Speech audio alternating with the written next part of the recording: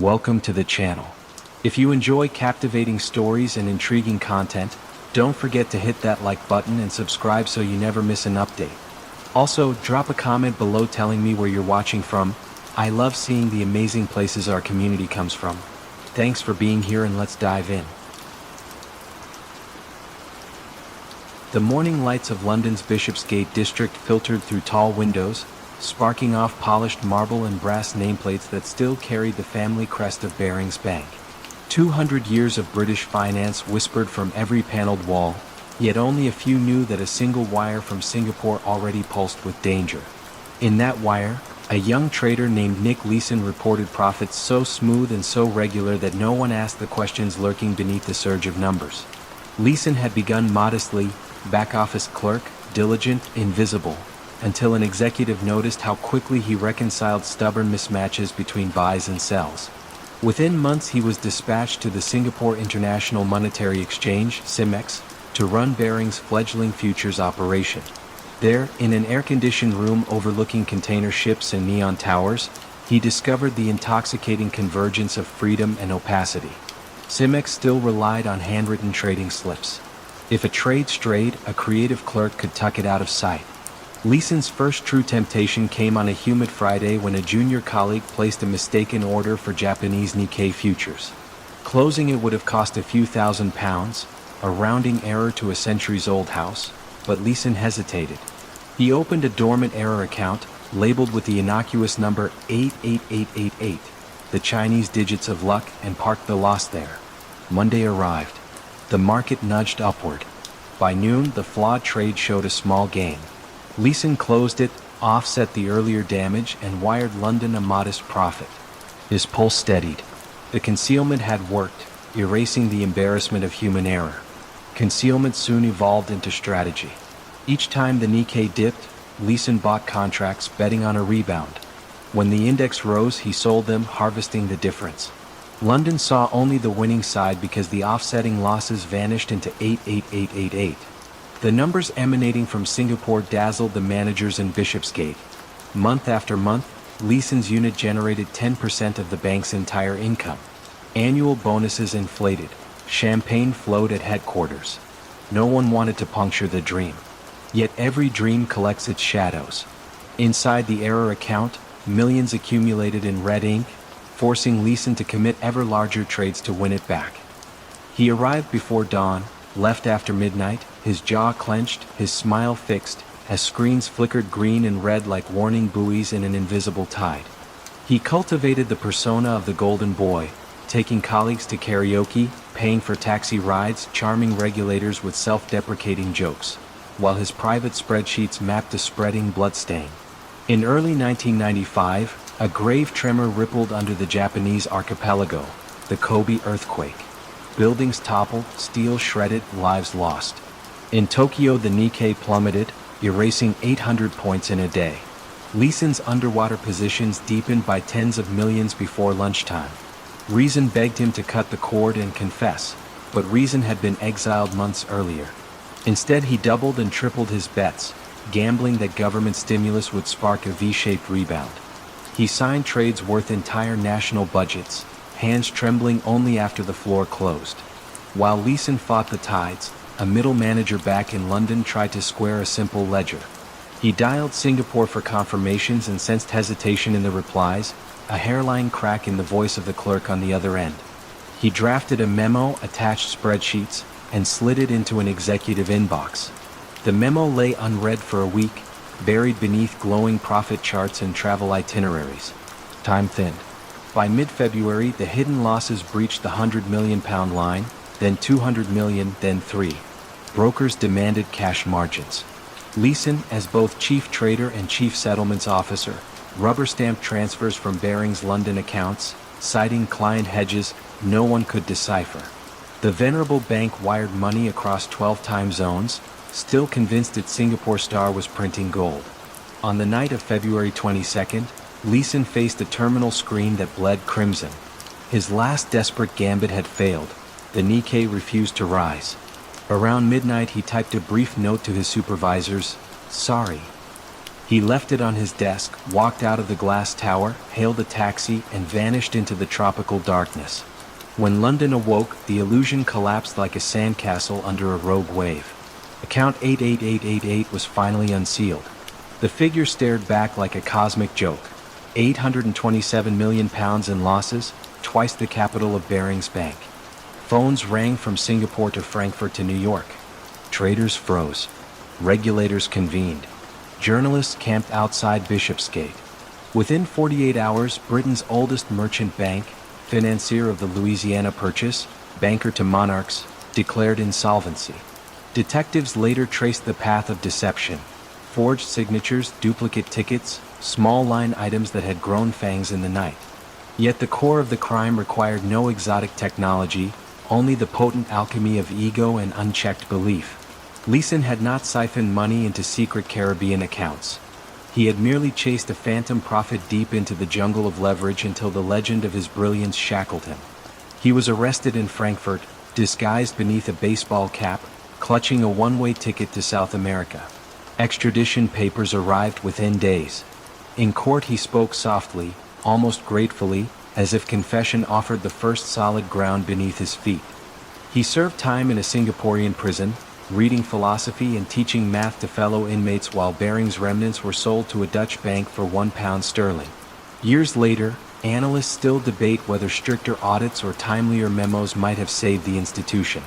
But in quiet corridors of finance, the tale of Barings endures as a whispered warning that brilliance unmoored from scrutiny can turn a single human impulse into a force large enough to topple empires. The marble halls may gleam, the brass plates may shine, yet somewhere, amid the hum of servers and the click of keyboards, account 88888 waits, reminding everyone that luck, once courted, can demand a ruinous dowry. Houston's summer heat rose from the pavement like a mirage, but inside the sleek limestone tower on Smith Street, the air stayed chilled and humming. On the 50th floor, Enron's trading floor looked more like a NASA command center than an energy company. Rows of glowing monitors, murmuring analysts, a digital map of North America pulsing with electric demand and natural gas flows. Visitors often paused at the threshold, struck by the low roar of ambition. They said the lights here never dimmed. Jeff Skilling's office sat at the far end, glass walls framing his restless silhouette. He championed a vision called asset light, promising Wall Street that a pipeline company could behave like a Silicon Valley startup, nimble, data-driven, capable of turning electrons into derivatives. Ken Lay, the grandfatherly chairman, blessed the vision. Andrew Fastow, a rangy CFO with a polite half-smile, agreed to finance it. Numbers, earnings, projections, value at risk, became the currency of faith. But numbers alone rarely cooperate. By 1997, the cash generated by actual pipelines lagged far behind the projected profits booked under mark-to-market accounting. A single 20-year energy contract signed on Monday could be valued Tuesday as a lifetime of profits, even though the cash would trickle in over decades. The gap between promise and reality widened with every quarterly call. Fastow studied the gap and proposed a bridge. Special Purpose Entities, or SPEs, with lyrical names, LJM, Raptors, Whitewing. Their purpose sounded harmless. Hedge against market swings, smooth earnings. Quietly, they also swept Enron's debt off the balance sheet, hiding billions behind a legal veil thin as rice paper. The board, dazzled by rising stock, approved each structure in meetings that rarely ran long. One humid evening, Fastow met a junior accountant named Sharon Watkins in the elevator. She mentioned an inconsistency in the Raptor hedges. He smiled, told her to swing by, if she worried, then walked out beneath the sodium lamps, perfectly calm. In a locked cabinet at home, partnership agreements showed that Fastow himself owned the entities supposedly independent of Enron. For every swap, he earned a quiet slice, a management fee here, a preference return there, while the company reported magical growth. On the trading floor, a culture of rank-and-yank sorted employees each quarter. Top performers showered with stock options, bottom tier escorted out before lunchtime. Risk desk analysts who raised concerns about opaque positions discovered their bonuses melting.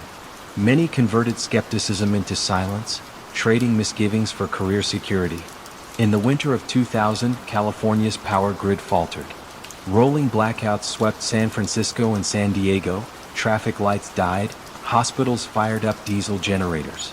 Enron traders, armed with real-time data and phone recordings, joked about Grandma Millie shivering in the dark while they withheld supply to spike prices. Profits soared, but so did scrutiny. State senators demanded explanations. Reporters began dialing switchboards long after closing time. The true fracture came not from Sacramento but from within. Watkins, sleepless, drafted a memo titled Potential Accounting Irregularities. She delivered it to Ken Lay's secretary in a plain envelope. Lay thanked her, formed a committee, hired lawyers.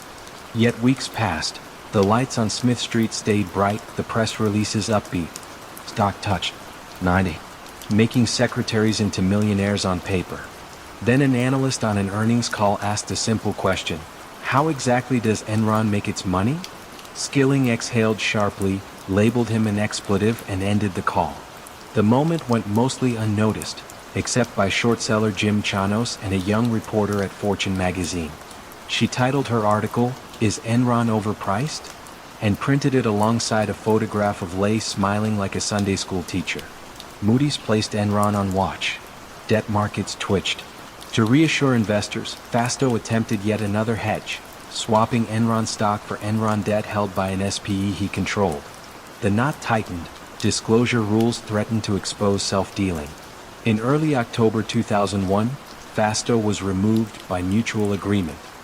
His departure, intended as a tourniquet, instead signaled bleeding. By Halloween, credit lines froze. Traders in London found phones that rang only for margin calls. Emails reached staff at dawn instructing them to sell personal shares to cover loans. At headquarters, an employee cafeteria still served carved turkey and pumpkin pie beneath fluorescent chandeliers, but in corners, whispered questions grew louder. Where did the cash go? On November 8th, Enron restated 5 years of earnings, wiping out $586 million in profit and acknowledging hidden debt of $2.1 billion. The share price collapsed from 33 to pennies within 3 weeks. Pension funds holding Enron stock lost fortunes. Employees who had piled their 401(k)s into company shares watched retirement vanish.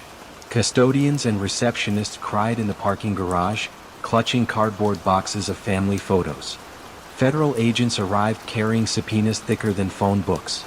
In conference rooms that once projected global power flows, lawyers now projected email threads, board minutes, shredded document logs.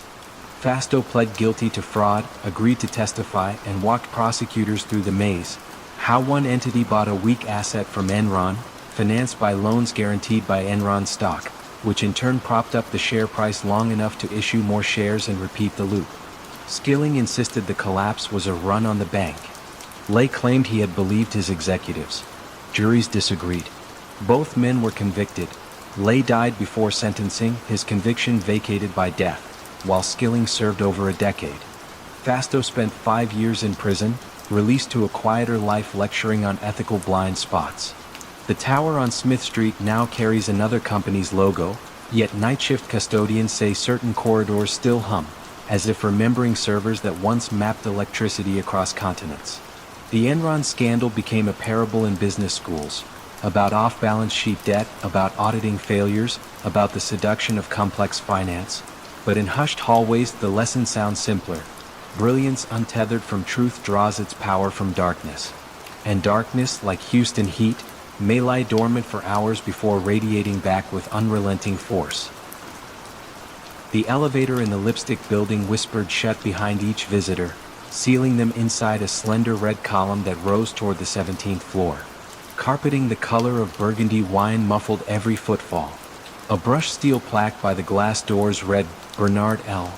Madoff Investment Securities. Clients often paused there, adjusting cuffs or pearls, steadying themselves for an audience with the man who, so rumor said, could make money appear as softly as velvet falls. Inside, the reception area felt almost ascetic. Cream walls, a single watercolor of Montauk Surf, no trophies or magazine covers. And then Bernard Madoff himself would emerge. Silver hair perfectly parted, half-moon glasses, handshake warm, voice low enough to require leaning in. He spoke of split-strike conversions, of hedged index options, of downside protection. He never rushed a sentence, yet he seldom explained the strategy twice. Those who understood left impressed. Those who did not left flattered that he assumed they could. Madoff's legend had begun in the 1960s with a makeshift desk and a borrowed $5,000. By the dawn of the 1990s, he sat on Nasdaq's board, advising regulators on the plumbing of American markets. Reporters cited him as a pioneer of electronic trading, the quiet architect behind seamless executions that kept Wall Street liquid. While louder titans bought skyscrapers and football teams, Madoff wore understated suits and ate the same turkey sandwich each Thursday. Restraint became part of the mystique. 4 select investors, old money families from Palm Beach, foundations funding string quartets, European banks seeking dollar exposure. Madoff offered an exclusive advisory product. Minimums were whispered rather than advertised. New allocations required an introduction from an existing client, like membership at a centuries-old club. Statements arrived monthly, rarely volatile, always pleasing. 1% here, 1.2% there, like the steady ticking of a Swiss clock immune to market storms. When the dot-com bubble burst, his accounts inched forward. When September 11 stunned Wall Street, his returns barely dipped. Consistency masqueraded as genius. A hedge fund veteran named Harry Markopolos first smelled smoke. His Boston firm tried to replicate Madoff's strategy on paper and found the math impossible. The theoretical option hedges required volumes larger than all listed contracts in existence. Markopolos assembled a dossier titled, "The World's Largest Hedge Fund is a Fraud," mailed it to the SEC and waited for sirens. None came. The agency assigned junior examiners, who interviewed Madoff in his conference room while he poured them coffee and pointed out framed family photos. They left armed with spreadsheets that matched his statements he printed downstairs in a locked office no regulator had ever entered. That office, reachable only by a nondescript fire door and a coded lock, contained the true machinery of the scheme: antiquated IBM computers, green screen monitors, and 2 longtime employees who manually typed each fictitious trade. They called up closing prices from the Wall Street Journal, generated confirmed slips, and backdated executions to craft the illusion of flawless timing. On the floor above, legitimate market-making operations whirred, turning pennies on real orders, providing perfect cover. Money flowed in faster than it flowed out. European private banks funneled fortunes from aristocratic widows. Feeder funds in Fairfield County guaranteed double-digit fees to any intermediary who lured new assets. Madoff accepted wire transfers with a slight sigh, as though doing a favor. He instructed clients to keep quiet so the secret sauce remained scarce. Secrecy became social currency in the clubs of Palm Beach and the patios of the Côte d'Azur. Yet every secret gathers weight. By 2007, Madoff held customer statements claiming $65 billion in assets while the actual cash on hand hovered near $1 billion, barely enough to cover routine withdrawals. He needed a constant inflow, and history obliged. Low interest rates pushed nervous savers toward anyone promising reliable yield. When curiosity flickered, he sent out an extra 1-page letter or hosted a luncheon at the Harmony Club, reassuring them that short-term blips merely proved the hedge working. Then came September 2008. Lehman Brothers fell, credit froze, and clients who had once asked only for statements now asked for cash, tens of millions at first, then hundreds.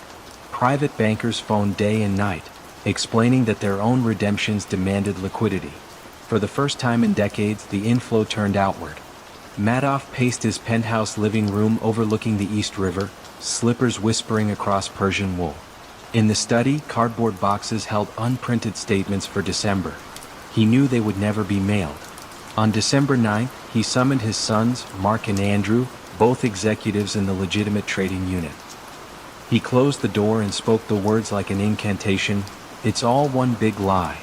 The boys sat frozen, knuckles whitening. He outlined a plan to distribute the remaining $200 million as bonuses before authorities noticed. Instead, that night they called a lawyer. The next afternoon, federal agents arrived at the Upper East Side apartment. "What's the name of the strategy?" an agent asked as they cuffed him. "There is no strategy," Madoff replied almost gently. News traveled faster than contagion. In Palm Beach, retirees stared at televisions, lips parted. In Paris, a banker cursed in 3 languages, then opened his window and screamed into the winter air. Entire charities collapsed overnight. Funds for Holocaust survivors, for childhood cancer research, for scholarships that had lifted first-generation students into wider worlds. Court documents sketched the scale. 17.5 billion in principal vaporized, though paper profits had promised 4 times that figure. The trustee clawed back yachts, mansions, and Picassos, redistributing scraps to victims. Markopoulos testified before Congress, a Cassandra both vindicated and exhausted. Madoff pled guilty to 11 counts of fraud and received 150 years. In prison, he folded towels in the medical unit and mailed typed letters to strangers, still addressing them with impeccable manners.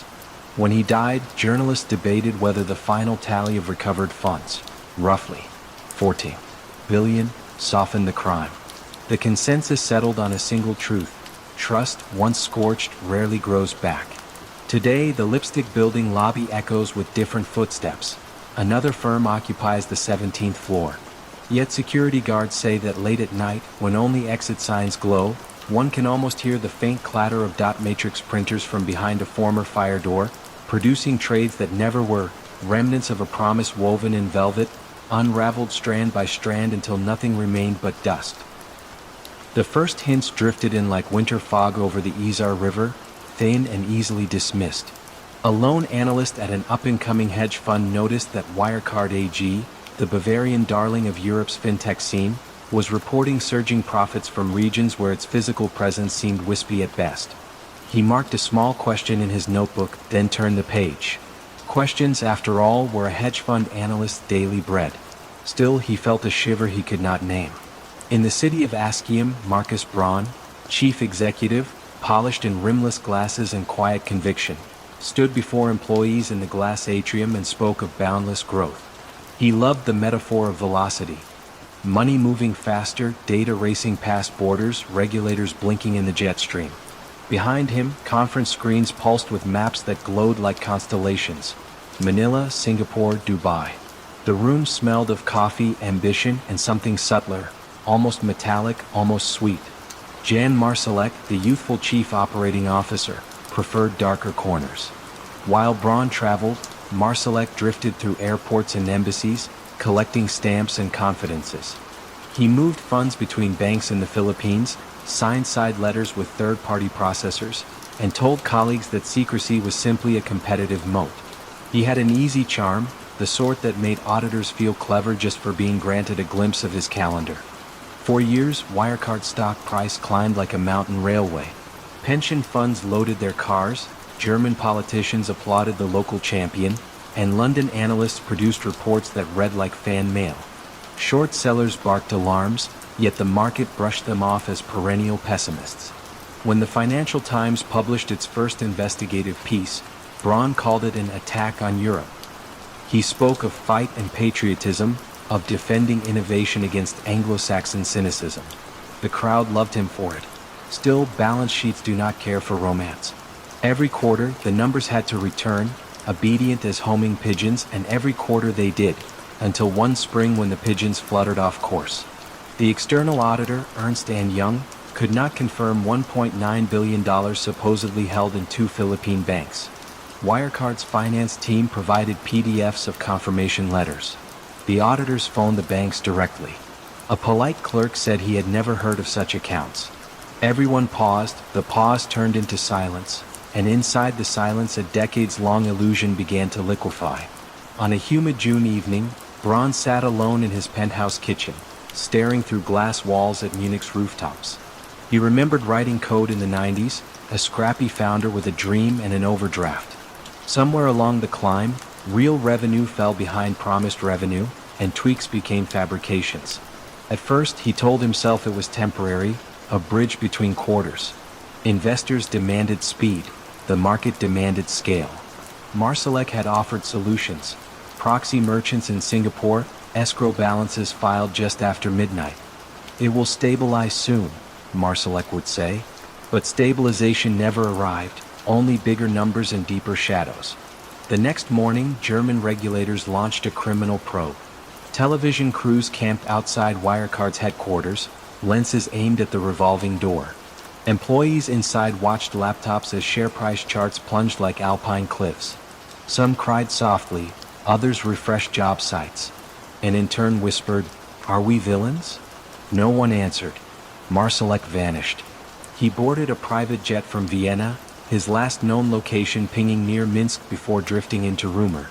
Braun, heavier with each hour, surrendered to police and posed for a mugshot under fluorescent lights. The calm CO aura cracked. He looked like a man who had outrun nightfall for years and finally heard footsteps. In court filings, prosecutors sketched the architecture of deception. Subsidiaries in Dubai and Dublin booked phantom payments, then forwarded profits up the chain. Trustees in Manila certified cash that never existed. When auditors requested bank statements, forgery specialists produced impeccable faxes. Every layer of falsehood shielded the one beneath, like Russian dolls painted in corporate jargon. Yet the mechanics mattered less than the motive. Braun had wanted to build Europe's answer to Silicon Valley, a payment empire immune to American giants. National pride fused with personal ambition until boundaries blurred. Marsalek, insiders later said, craved mystique more than money. Clandestine meetings with defense contractors, casual talk of Libyan militias, an aura of global intrigue that made him feel indispensable.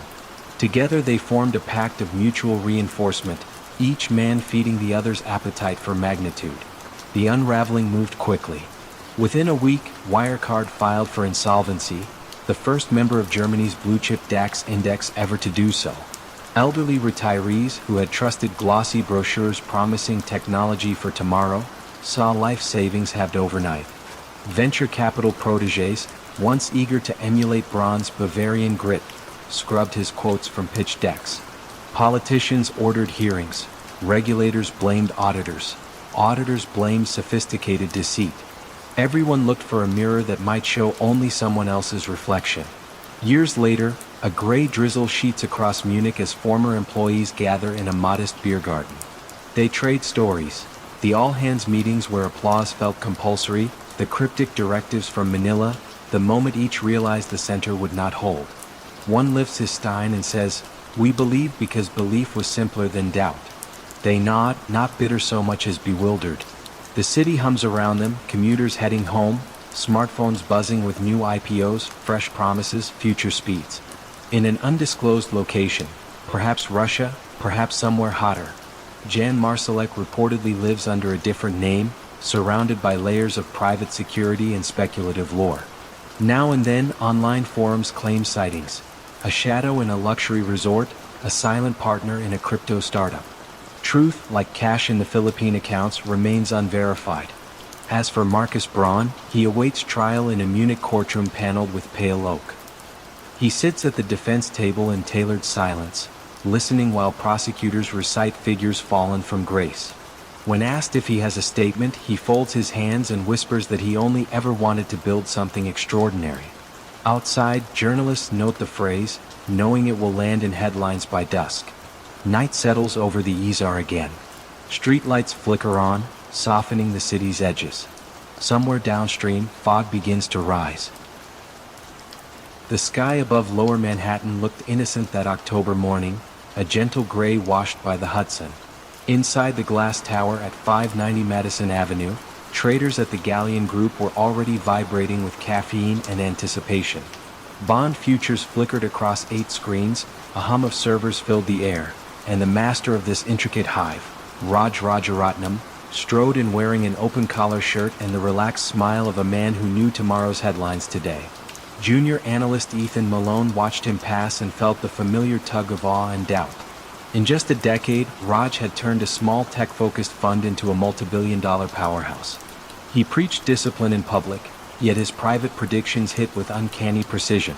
By AMD before noon, he'd say, or short Xilinx after lunch. The stocks always obeyed as though somebody backstage were tugging unseen wires. Ethan chalked it up to genius, that or something you couldn't learn in a CFA workbook. Raj's secret lay in the sleek mobile phones that never left his grasp. He called them his oracles. Before the opening bell, he would pace by the panoramic windows, murmuring in a soft baritone, coaxing news from an army of insiders. A chip designer in California desperate for validation, a McKinsey partner juggling ambition and mortgage payments, a board member who liked the adrenaline of forbidden knowledge. They gave him earnings numbers, product delays, and merger whispers. Raj rewarded them with courtesy, charm, and sometimes a quiet deposit through offshore channels. Everyone got what they craved. He told his traders the same mantra again and again. Information is the bloodstream of markets. Fresh blood keeps us alive. They believed him partly because believing felt lucrative. But along the corridors, rumors seeped like condensation. Taped phone lines, restless regulators, the notion that one day Galleon's pounding heart might skip. Across the East River, Special Agent Kate Dawson of the FBI's New York office studied a matrix of phone records pinned to a corkboard. 4 months she had been chasing a vague tip about a hedge fund guy with too much certainty. Nothing concrete, just overlapping calls, strange clusters right before earnings announcements, profits that looked too perfect to be mere luck. She lacked names until a crucial slip. A corporate lawyer anxious on a late-night flight boasted that his friend Raj never lost on semiconductor plays. The lawyer thought turbulence drowned his words. Kate heard them clearly. She petitioned for a wiretap, a tool rarely used in white-collar investigations. Judges hesitated. Finance cases usually hinged on documents, not whispered evidence, but the data trails were compelling. One chilly Friday, technicians drilled a covert line into Rajaratnam's office circuits.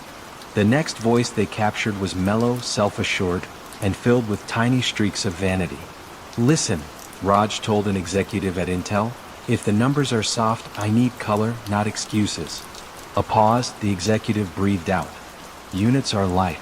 10% under consensus," he confessed. Raj thanked him, promised utmost discretion, then summoned his traders. Within minutes, Galleon was unloading Intel shares like ballast from a storm-rocked ship. Agent Dawson leaned back, headphones warm on her ears, pulse ticking. This was no ambiguous inference. It was daylight theft dressed in business casual.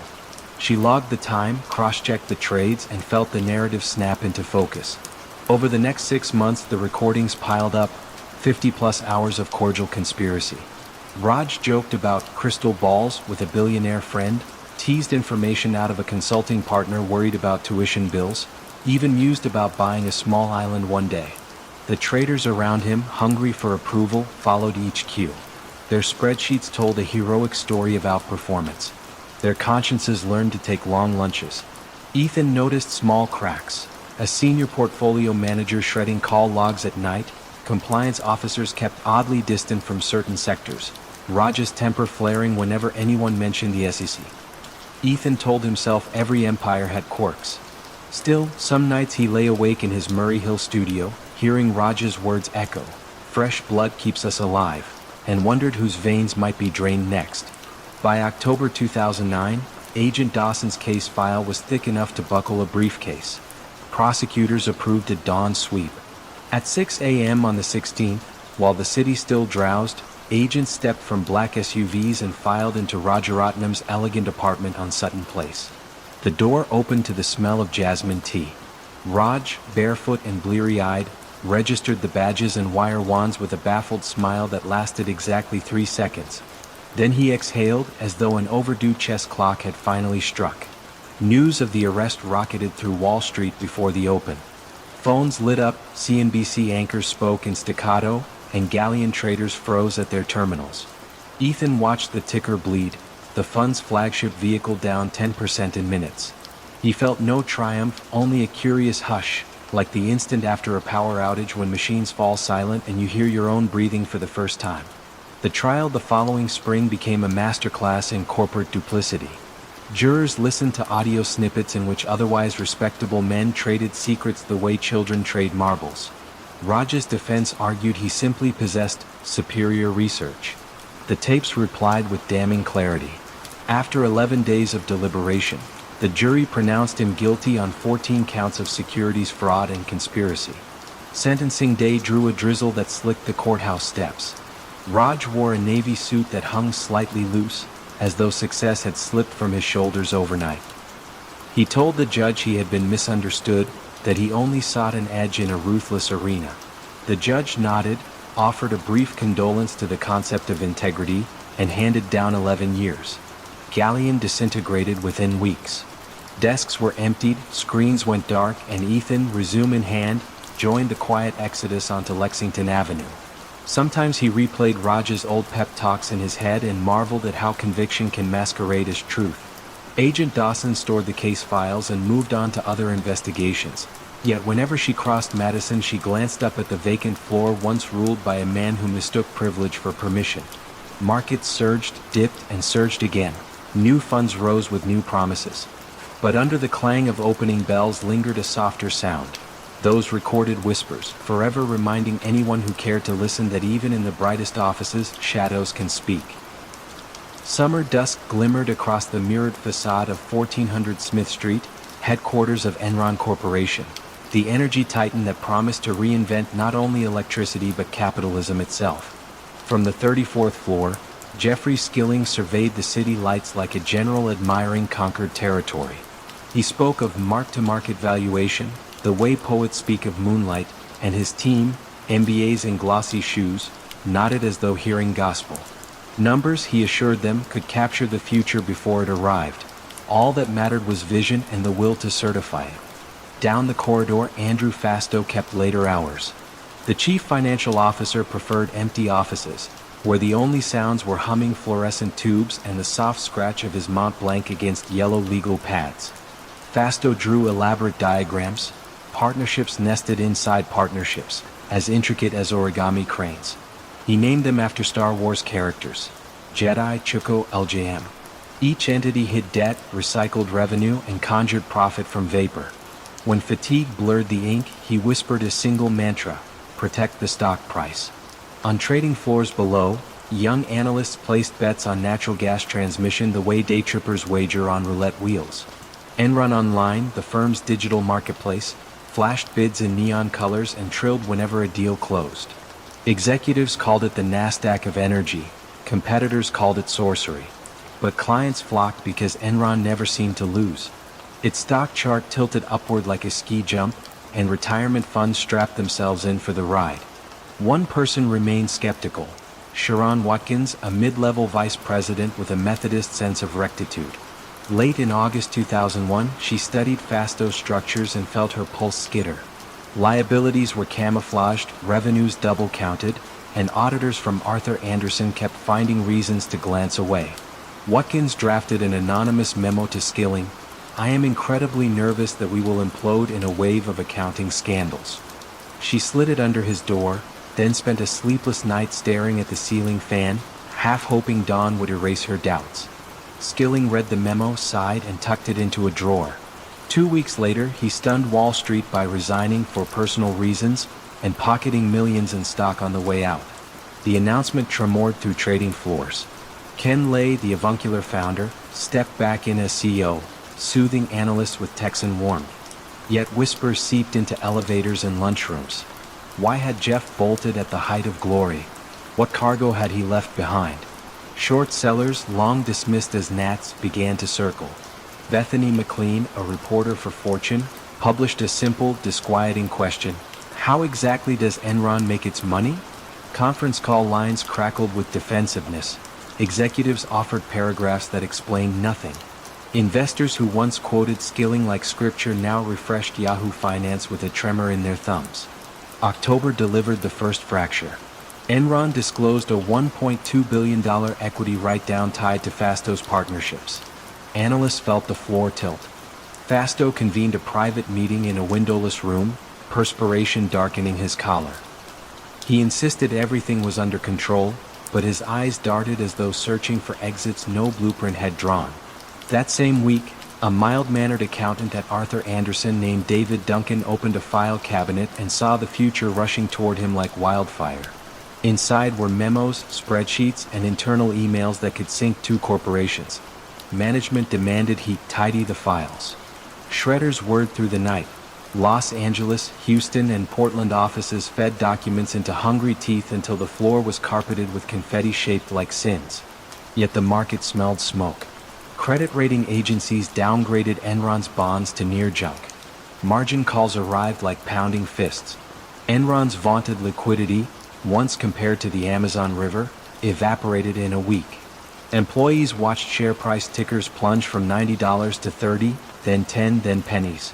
$1 million 401k shrank to the cost of a used bicycle.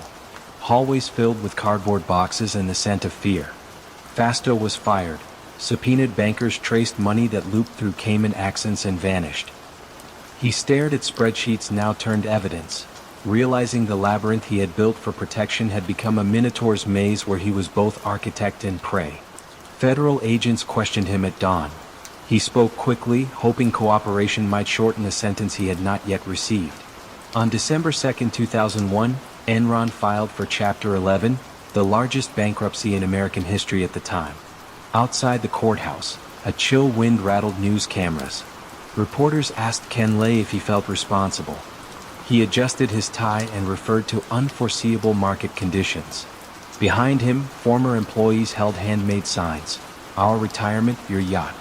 No one had the heart to tell them the yacht was leveraged too. Trials followed like winter storms. Fasto pleaded guilty, exchanging testimony for a reduced term. Jurors watched him trace flowcharts of LJM and Jedi, his fingers shaking when he reached the dead ends. Skilling, leaner but unbowed, insisted Enron's collapse was a crisis of confidence, not criminal intent. Prosecutors played tapes of him mocking investors as the dumb money, and a hush spread through the courtroom as though every vowel weighed a pound. Ken Lay suffered a fatal heart attack before sentencing. Conspiracy theorists still trade rumors that he retired to an island, yet the coroner's report lists precise coordinates of finality. Years later, the Enron campus remains, sold to another corporation. Visitors sometimes pause by the lobby's marble floor, where the old logo has been pried away, leaving a ghostly outline in paler stone. Security guards whisper that on quiet nights you can almost hear the echo of traders cheering phantom profits, a faint applause trapped in granite. Sharon Watkins now speaks at ethics seminars.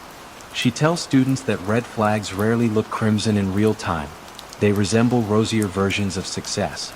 Andrew Fasto, released after serving 6 years, delivers his own cautionary talks.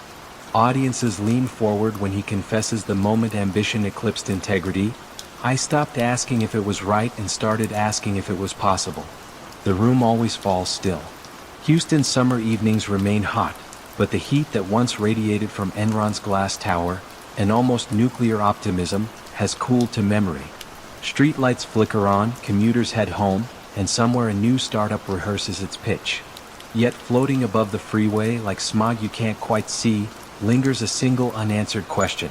What is profit and what is merely promise? La Défense rises like a regiment of glass and steel at the western edge of Paris, its towers reflecting traffic ribbons and a sky that can never quite decide between cobalt and ash. On the 31st floor of Société Générale's headquarters, a junior trader named Jerome Kerviel once sat beneath fluorescent panels that buzzed faintly, electronic cicadas marking time. His desk overlooked a sweeping plaza where commuters flowed like orderly torrents. He envied their anonymity. Kerviel's childhood in Brittany had been humble. A mason for a father, a hairdresser for a mother, and Sunday afternoons watching the Atlantic crash against gray rocks.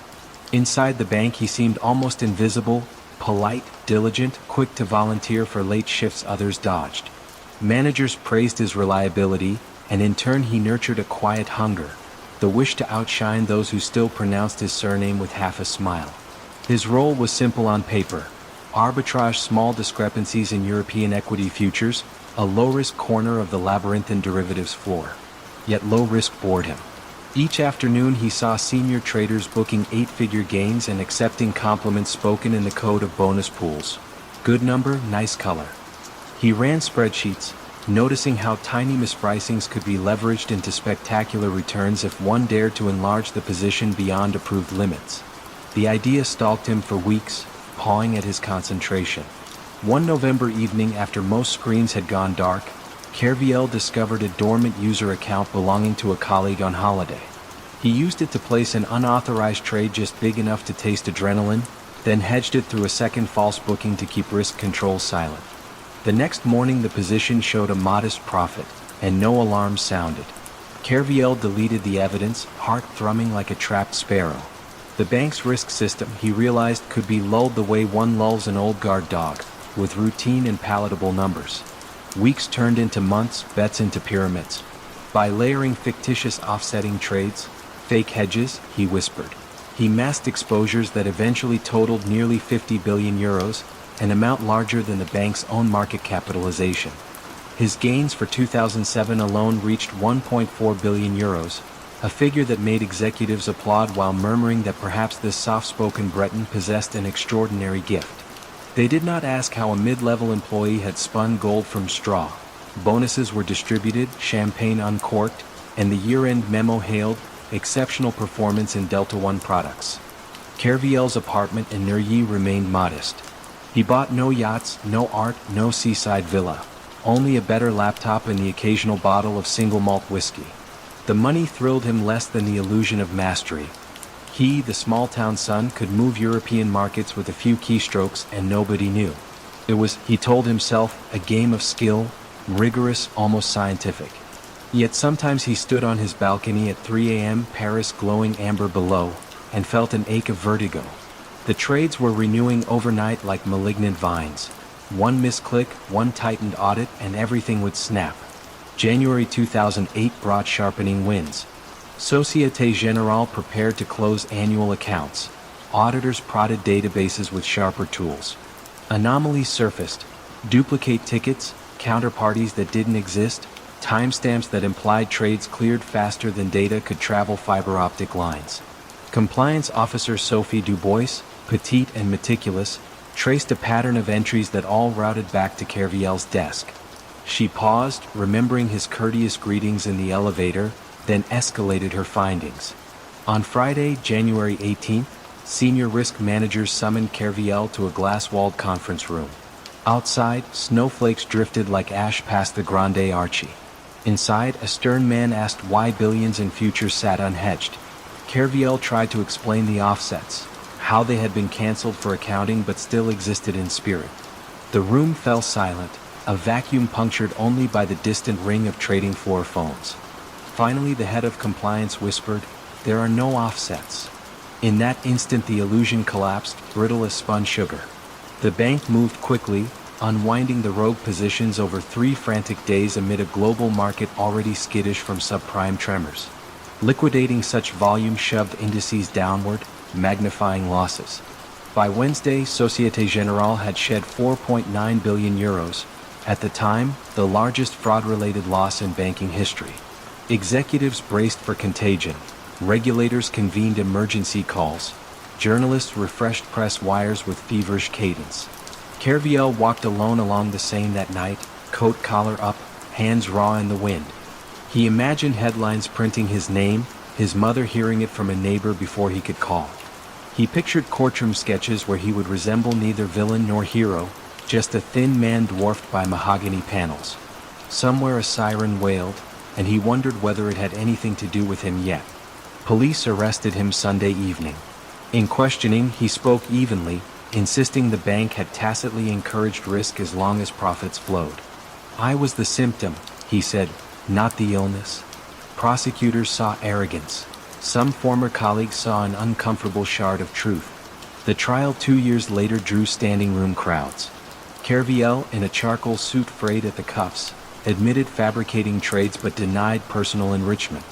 The court sentenced him to 5 years, 2 suspended, and ordered restitution matching the multi-billion-euro loss, a sum so vast it felt theoretical, like assigning someone the weight of the moon. Société Générale fortified controls, replaced executives, and survived, albeit with scars that glimmer beneath new reporting lines. In La Défense, the 31st floor desk now seats another junior, her screen bordered by compliance pop-ups that chirp at the faintest deviation. When winter sunsets flare orange against mirrored facades, janitors sometimes glimpse their own reflections and think of the man who once built invisible towers taller than any outside. Kerviel completed his sentence, emerging to a Europe still debating whether he was predator or product. He gives sporadic interviews from a borrowed office near Montparnasse. Calm, almost shy, he dissects risk culture and speaks of a moment when ambition fused with institutional blindness. "I wasn't stealing," he says softly, "I was amplifying what everyone celebrated." Listeners shift in their seats, sensing how thin the line can be between a bank's brightest hope and its darkest hazard. Evenings settle across Paris, lights shimmering on the river as couples drift beneath pale bridges. Far in the business district, towers hum with after-hours trades, each illuminated window a silent wager. And in the hush between elevator dings, employees sometimes recall the story of the young Breton who reached for greatness by hiding in plain sight, until the shadows he cast grew longer than the avenues below. The Lipstick Building on East 53rd Street curved upward like a stack of polished coins, its burgundy granite catching December's weak sun. One floor from the top, in Suite 17A Bernardelle, Madoff Investment Securities maintained a perverse kind of hush, the hush of a church after evening mass. No clacking phones, no analysts shouting orders, only low voices and the faint rasp of an inkjet printer. Visitors praised the serenity, employees knew it was insulation. Bernie Madoff cultivated that stillness. He liked the rustle of his Brioni cuffs, the soft glide of Italian loafers across marble. At 70, he moved with the economical grace of a man who had discovered a private shortcut through time. He told investors, Palm Beach widows, French aristocrats, teachers' unions from Ohio, that his split-strike conversion strategy removed market noise. The real noise, he said, was greed. He offered quiet, steady growth, 1% a month, rain or shine.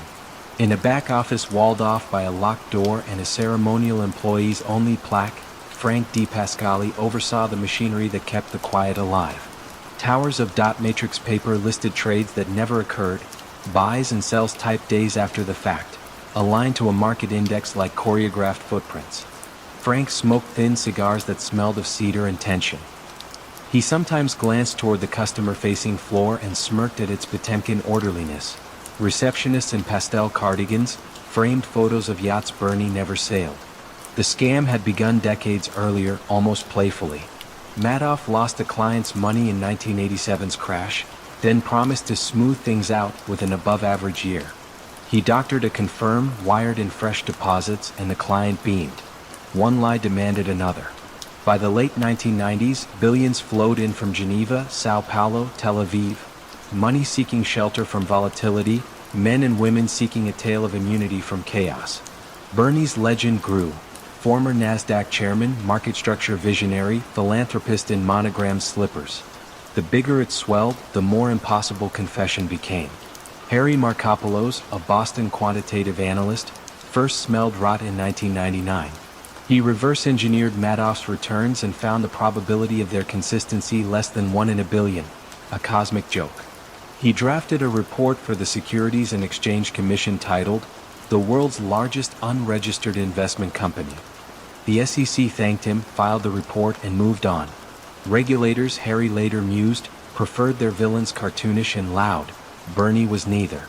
He was courteous, donated to political campaigns, hosted charity galas where cellists played Vivaldi beneath crystal chandeliers. Meanwhile, Frank printed fake trading tickets on 1970s IBM machines because modern fonts looked too modern.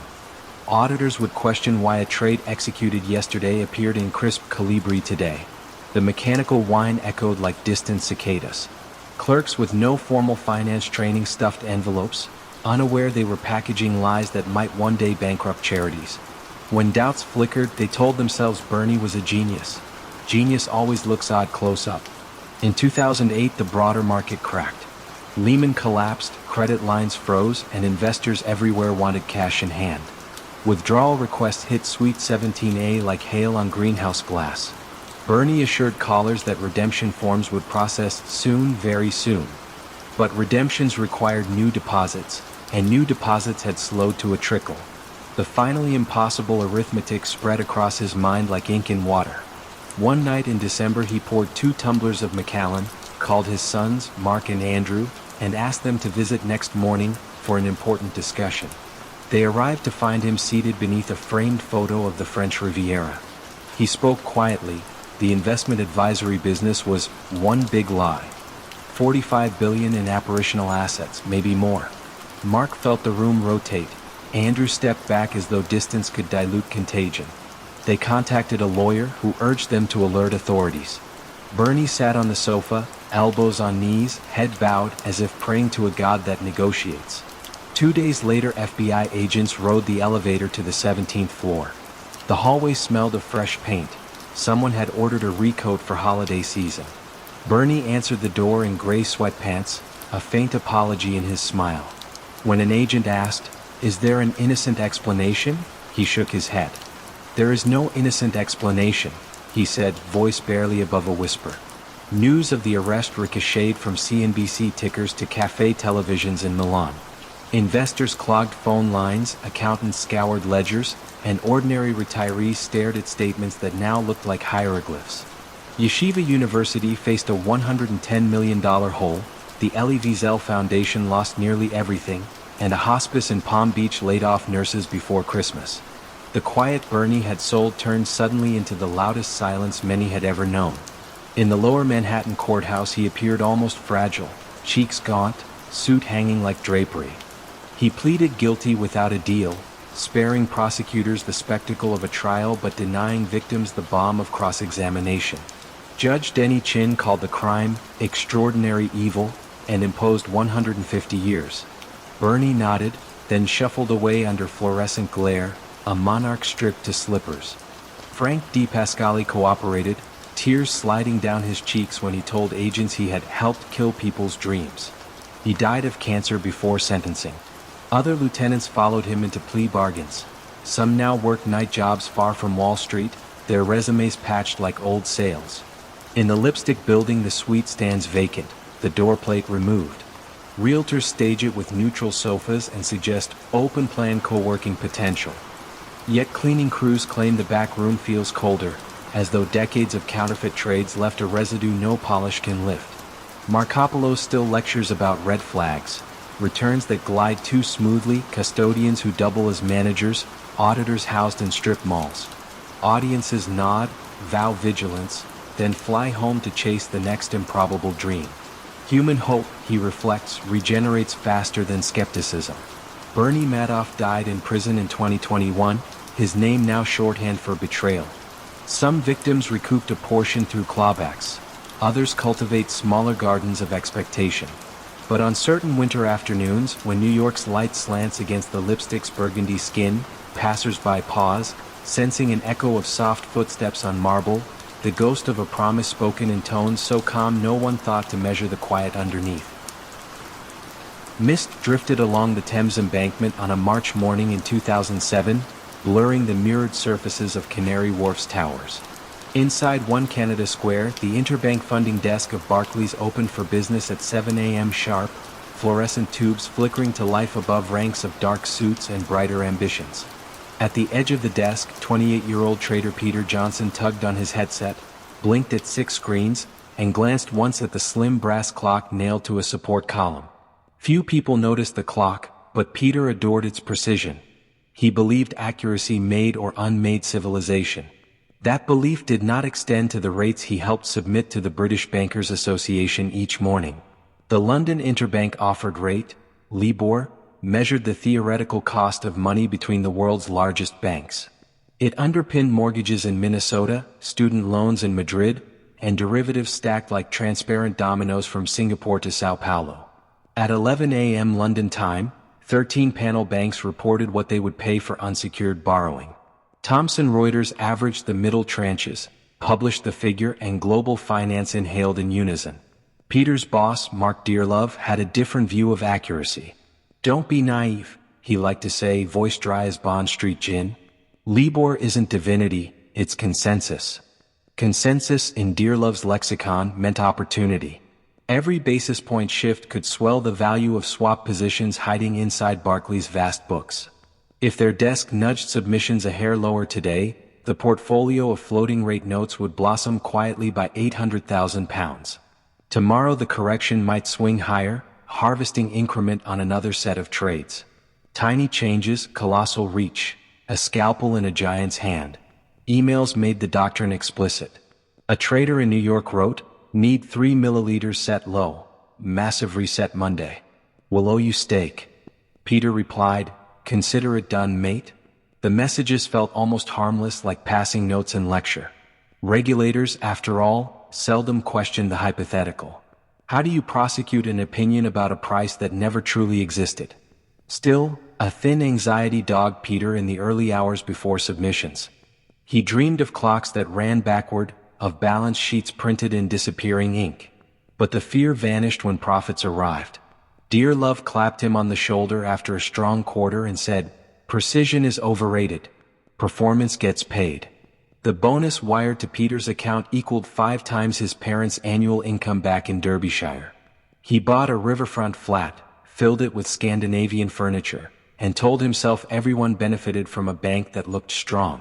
Elsewhere in London, at the Financial Services Authority, junior supervisor Elaine Ward sifted through data on a borrowed laptop. She was meant to review capital adequacy, yet an odd pattern in daily LIBOR spreads caught her peripheral vision. Banks under strain during the credit tremors of '07 reported cheaper funding than their healthier peers. The pattern sharpened after Northern Rock shuttered that autumn. Elaine drafted a memo titled, "Incentives to Misstate," and elevated it with a shrug. Her senior, awash in paperwork, marked it low urgency. The misstatements grew bolder when Lehman Brothers collapsed the following September. Interbank lending froze, credit default swap spreads screamed systemic danger, yet LIBOR slid only modestly. Peter's clock ticked, Dear Love scowled, and the desk submitted a rate 40 basis points below where Barclays had actually borrowed dollars overnight. Traders justified it as self-defense. If they admitted distress, rumor would metastasize, shares would crater, and central banks might quarantine them alongside Lehman's cadaver. Survival first, candor later. Early in 2010, a whistleblower packet landed on the desk of U.S. Commodity Futures Trading Commission attorney David Newman. Inside were chat transcripts from several banks, Barclays prominent among them. "Bro, bump 1 milliliter up 5? Need to fix an option barrier," read one line. "No worries, we'll go aggressive," came the reply. The informant remained anonymous, but the language was incontestable. Deliberate orchestration of a benchmark touching $350 trillion in contracts. Newman felt his stomach tighten. This was not minor trimming, it was global field sown with faulty seed. Subpoenas followed. Peter received his on a rain-streaked April evening, the italicized seal of the U.S. Department of Justice contrasting cruelly with the cheerful daffodils outside Canary Wharf. He reread the first page until the ink seemed to pulse. At 3 a.m. he wandered his immaculate flat, noting how silence expands inside expensive walls. He remembered the brass clock from the office and finally understood why its steady rhythm had begun to sound accusatory. Testimony sessions unfurled in sterile conference rooms. Prosecutors played email snippets. Peter's own voice, recorded on trading floor lines, joked about lying a tad. Facing transcripts, he shrank behind polite diction. He had never pictured harm, only numbers. Yet harm marched in via spreadsheets. A Wisconsin school district whose interest bill ballooned by millions, a Belgian hospital paying derivative costs instead of funding neonatal beds. Precision, it seemed, mattered more to nurses and teachers than to traders. In June 2012, Barclays admitted wrongdoing, paying £290 million to US and UK regulators. The bank's CEO resigned under parliamentary glare, boards convened emergency ethics reviews, and Dear Love disappeared into early retirement. Peter, suspended and later criminally charged, stood trial at Southwark Crown Court. The verdict, guilty of conspiracy to defraud, carried a sentence of 4 years. When the judge asked if he wished to address the court, he looked down at his cufflinks and said only, "I thought it was how things worked." Elaine Ward, the supervisor whose memo had languished, watched televised hearings with mixed emotions. Her line manager, now testifying, spoke gravely about complex cultural failures. Elaine left the agency that winter, choosing a research post at an NGO campaigning for transparent benchmarks. Each morning she passes Canary Wharf's mirrored facades and glimpses her reflection multiplied, a reminder that clarity, like glass, can wound and illuminate. LIBOR survived a few more years, stitched with reforms, before regulators decreed its sunset. Alternative rates are now ascendant, their calculation more empirical, less trusting of human assertion. Yet deep inside trading systems, legacy contracts still pulse to the old rhythm, echoes of a time when moments of dishonesty were measured to 5 decimal places and the difference between integrity and fraud was merely the soft click of a submit button at 11 a.m. Dusk settles over the river again, tower lights flicker on, and somewhere a brass clock keeps perfect time, indifferent to the hands that once pretended they could bend it. A pale autumn moon hung above Wolfsburg's factory skyline, the chimneys breathing invisible plumes into the chill. Below, in Building K, lines of diesel engines idled on test rigs, their rhythms oddly soothing like mechanical lullabies. Felix Kessler, a 35-year-old software engineer with an orderly mind and a disordered conscience, watched a readout that showed nitrogen oxide emissions near perfectly flat. He glanced at the exhaust pipe, then at the door. No one else seemed troubled that the numbers looked too good to be real. The data danced within government limits as elegantly as a conductor's baton. Felix shut the screen, pressing the key as if closing a confession. 2 floors up, a polished conference room held a different kind of performance. Martin Winterkorn, Volkswagen's austere chief executive, studied quarterly targets displayed in corporate blue. Europe's regulators were tightening diesel standards, and America, a prized yet skeptical market, would soon demand even lower emissions. Winterkorn's chin tilted toward the ceiling as he spoke of technological supremacy and clean diesel, phrases rehearsed for shareholders and Bundestag members alike. Engineers along the table exchanged fleeting glances. Supremacy sounded glorious, yet physics remained stubborn. Making diesel engines both powerful and pristine required either a chemical miracle or something easier to code. In 2007, a small group within Volkswagen's powertrain division had chosen the easier path. They devised the function, a tidy block of software that read steering wheel angle, barometric pressure, and wheel rotation. If those signals matched a stationary laboratory test, the engine's catalytic systems rose to their most virtuous settings. Out on an open highway, the function relaxed the standards, preserving torque and fuel economy while releasing pollutants at up to 40 times the legal limit. Internally, it was called a slip bandage, a temporary measure said to buy time until the hardware caught up. But time, once bought, rarely settles its invoice.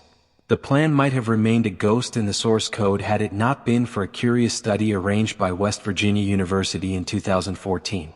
A pair of graduate students rented a beetle green Volkswagen Jetta and a Passat, bolted portable emission sensors to their tailpipes, and drove from San Diego to Seattle.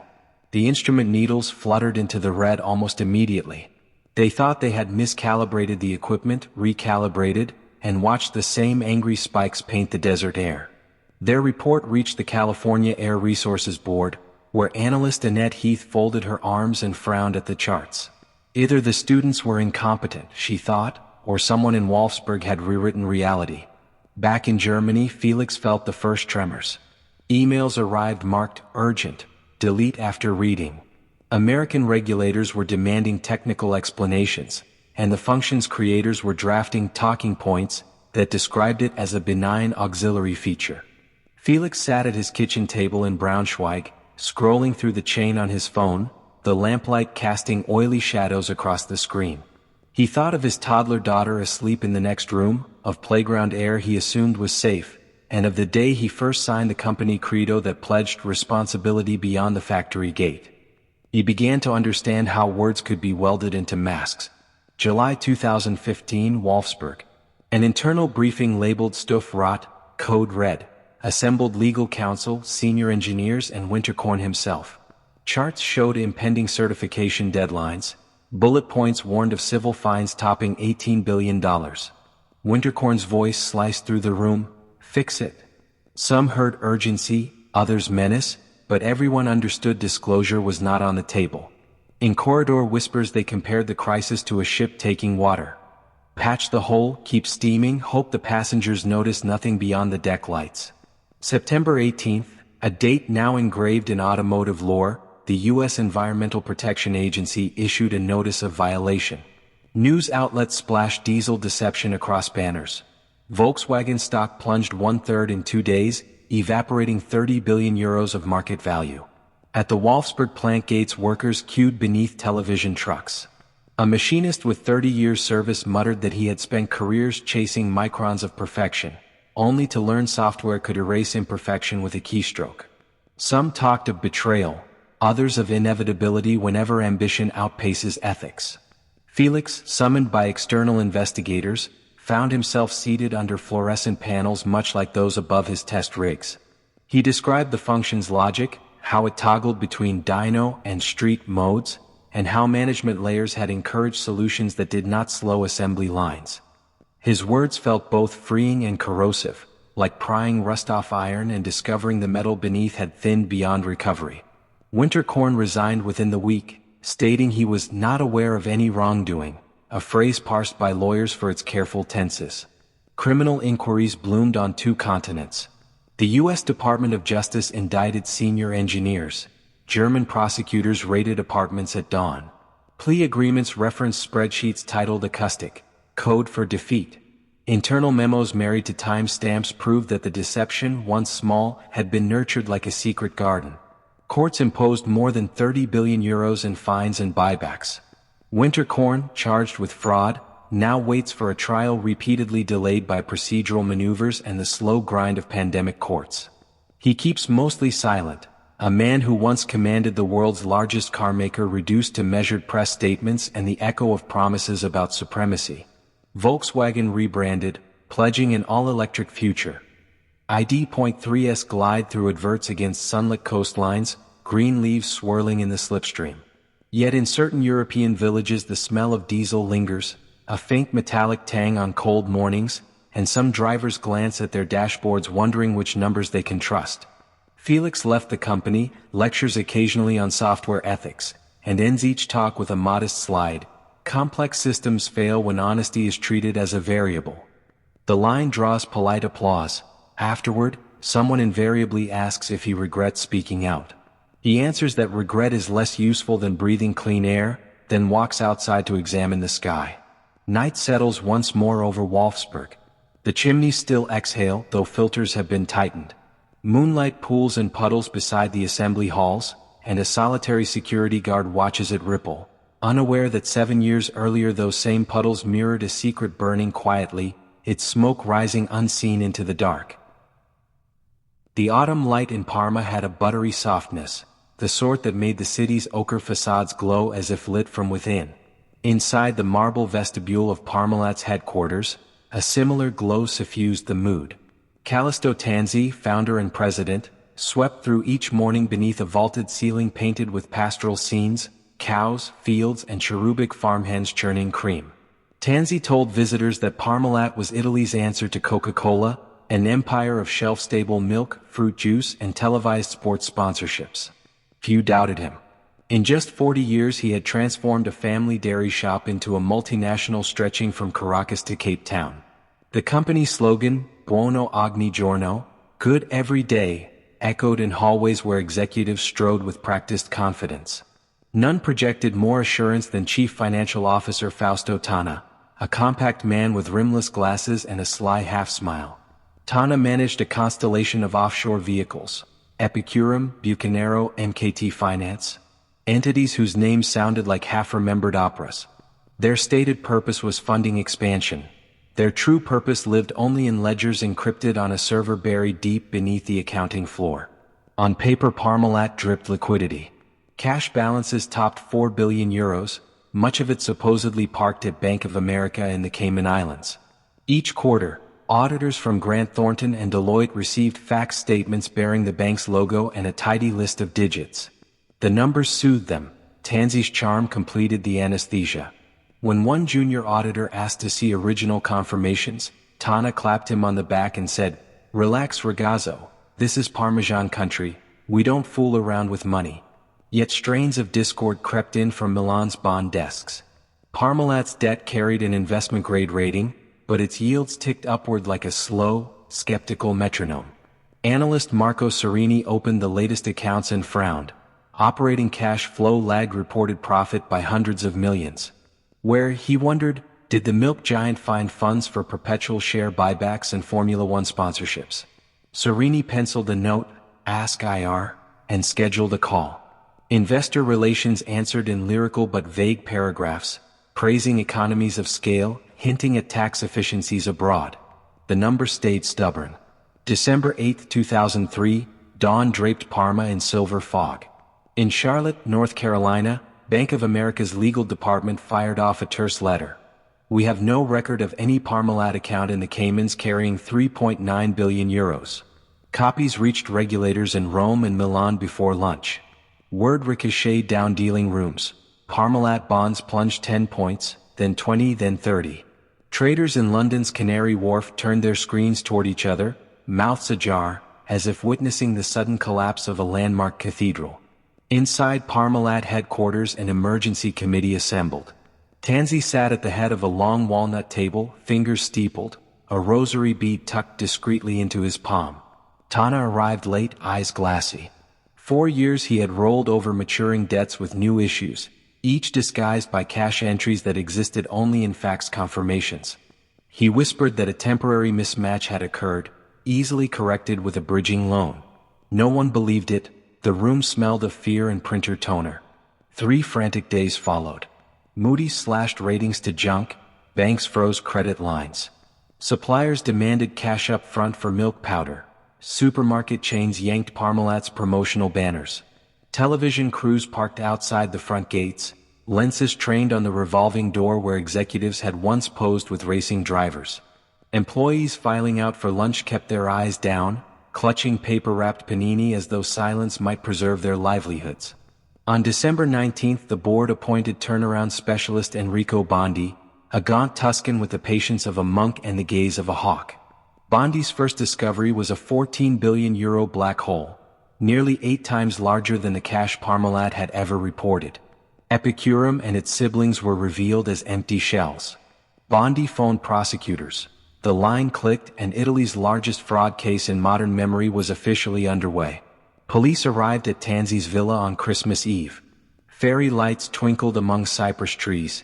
Inside, a nativity scene glowed on a marble sideboard. Tansy opened the door wearing a charcoal sweater, his face a study in practiced resignation. Officers escorted him gently past a row of framed newspaper clippings.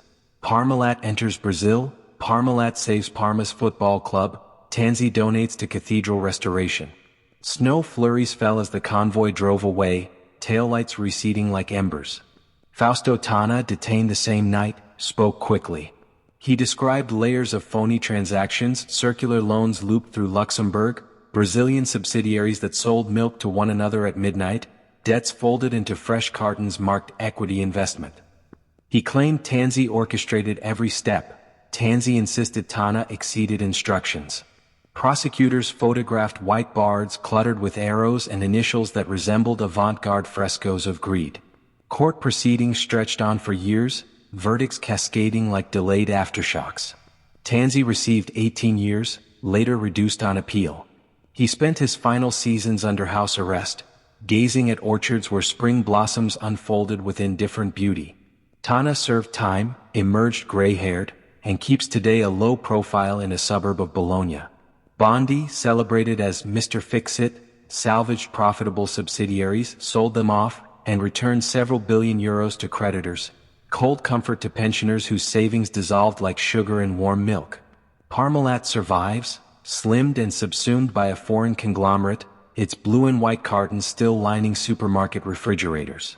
Tourists in Parma sip cappuccinos unaware that the company's logo once hit a void large enough to rattle Europe's capital markets. But locals remember. On certain evenings the bells of the Romanesque Duomo ring across the piazza, and an old man might lean toward a visitor and murmur that sound finance, like good cheese, demands patient aging, no shortcuts, no artificial gloss, and certainly no billions conjured from a fax machine's whirring heart. Night in Palo Alto felt almost weightless, the air scented with eucalyptus and venture money. Along Sand Hill Road, the glass atriums of VC firms glowed like terrariums, each incubating another promise of world-changing code or biotech alchemy. At 1701 Page Mill, Theranos Incorporated kept its own midnight vigil. Inside, Elizabeth Holmes, black turtleneck, blonde ponytail, voice pitched low, stood before a backlit slide that read "One drop changes everything." Her eyes, wide and unwavering, moved across a half-circle of engineers.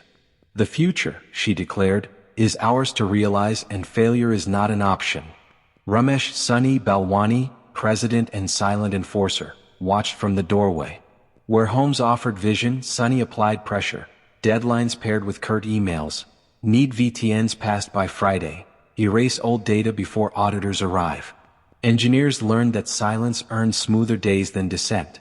Yet doubts lodged like metal splinters.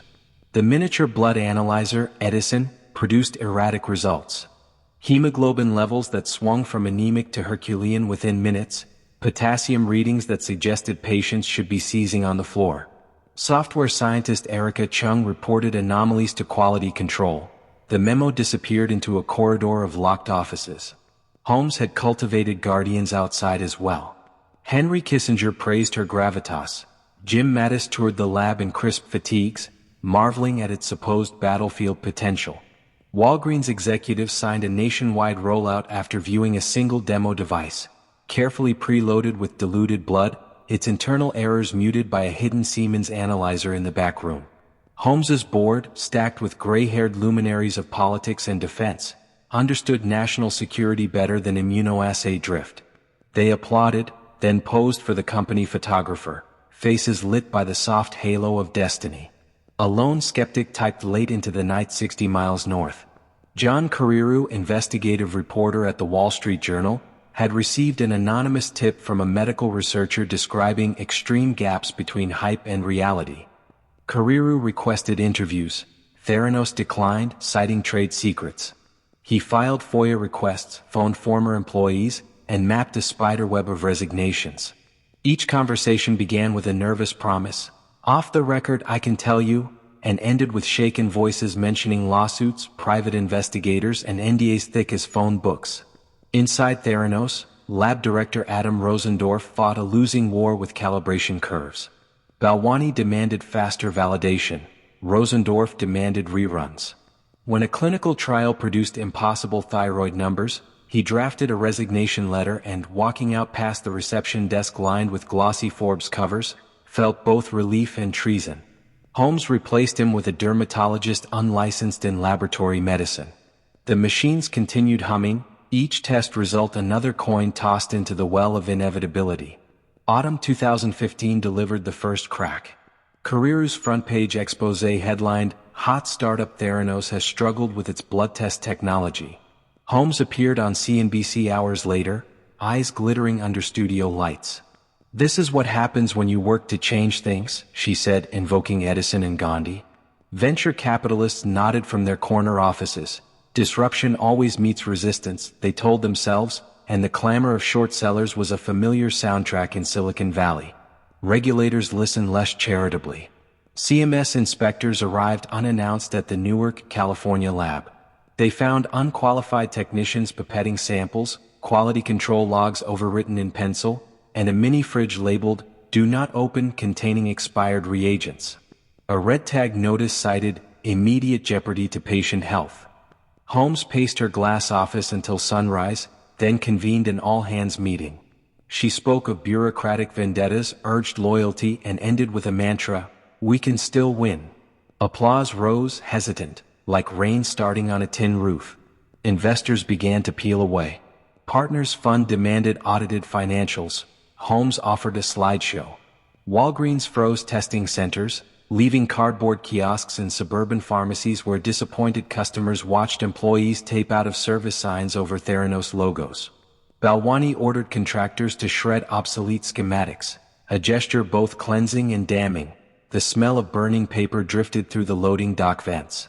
June 2016, CMS banned Holmes from operating a lab for 2 years. She countered with a new narrative.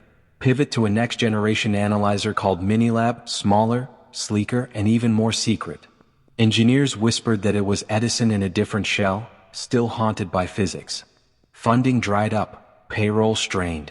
Sonny exited under non-disclosure, his badge deactivated at 3 a.m. Holmes walked the corridors alone, fluorescent lights reflecting in her wide eyes like twin moons.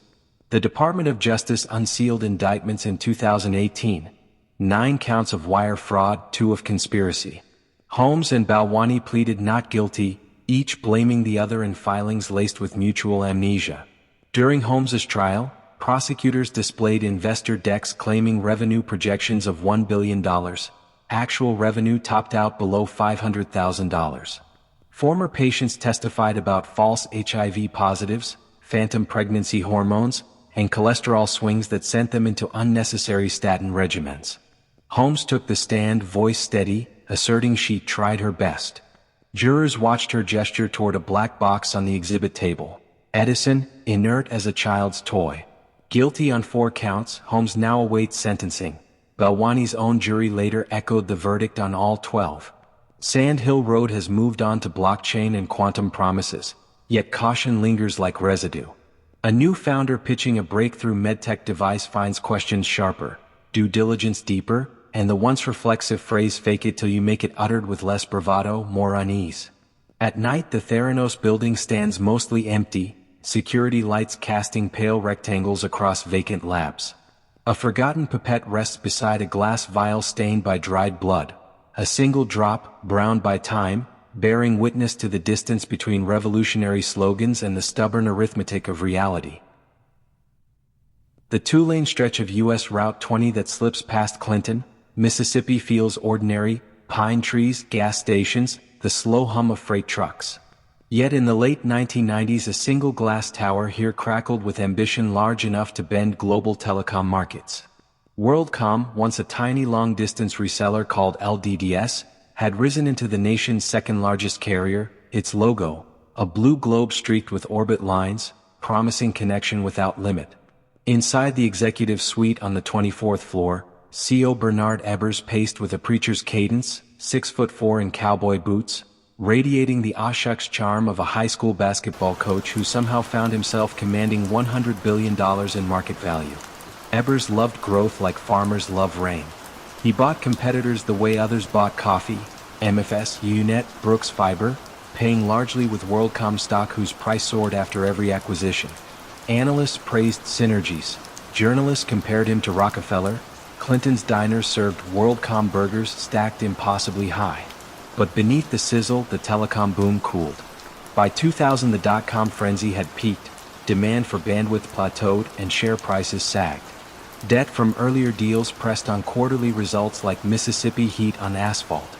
That summer, Chief Financial Officer Scott Sullivan walked the corridor to Ebers's corner office carrying draft earnings numbers that looked anemic. Sullivan, analytic and soft-spoken, spoke in cautious clauses. If they reported actual line costs, Wall Street would punish them, M&A currency would shrink, layoffs might follow. Ebbers, leaning against a mahogany credenza, uttered a question disguised as an instruction: "Can the accounting rules work for us?"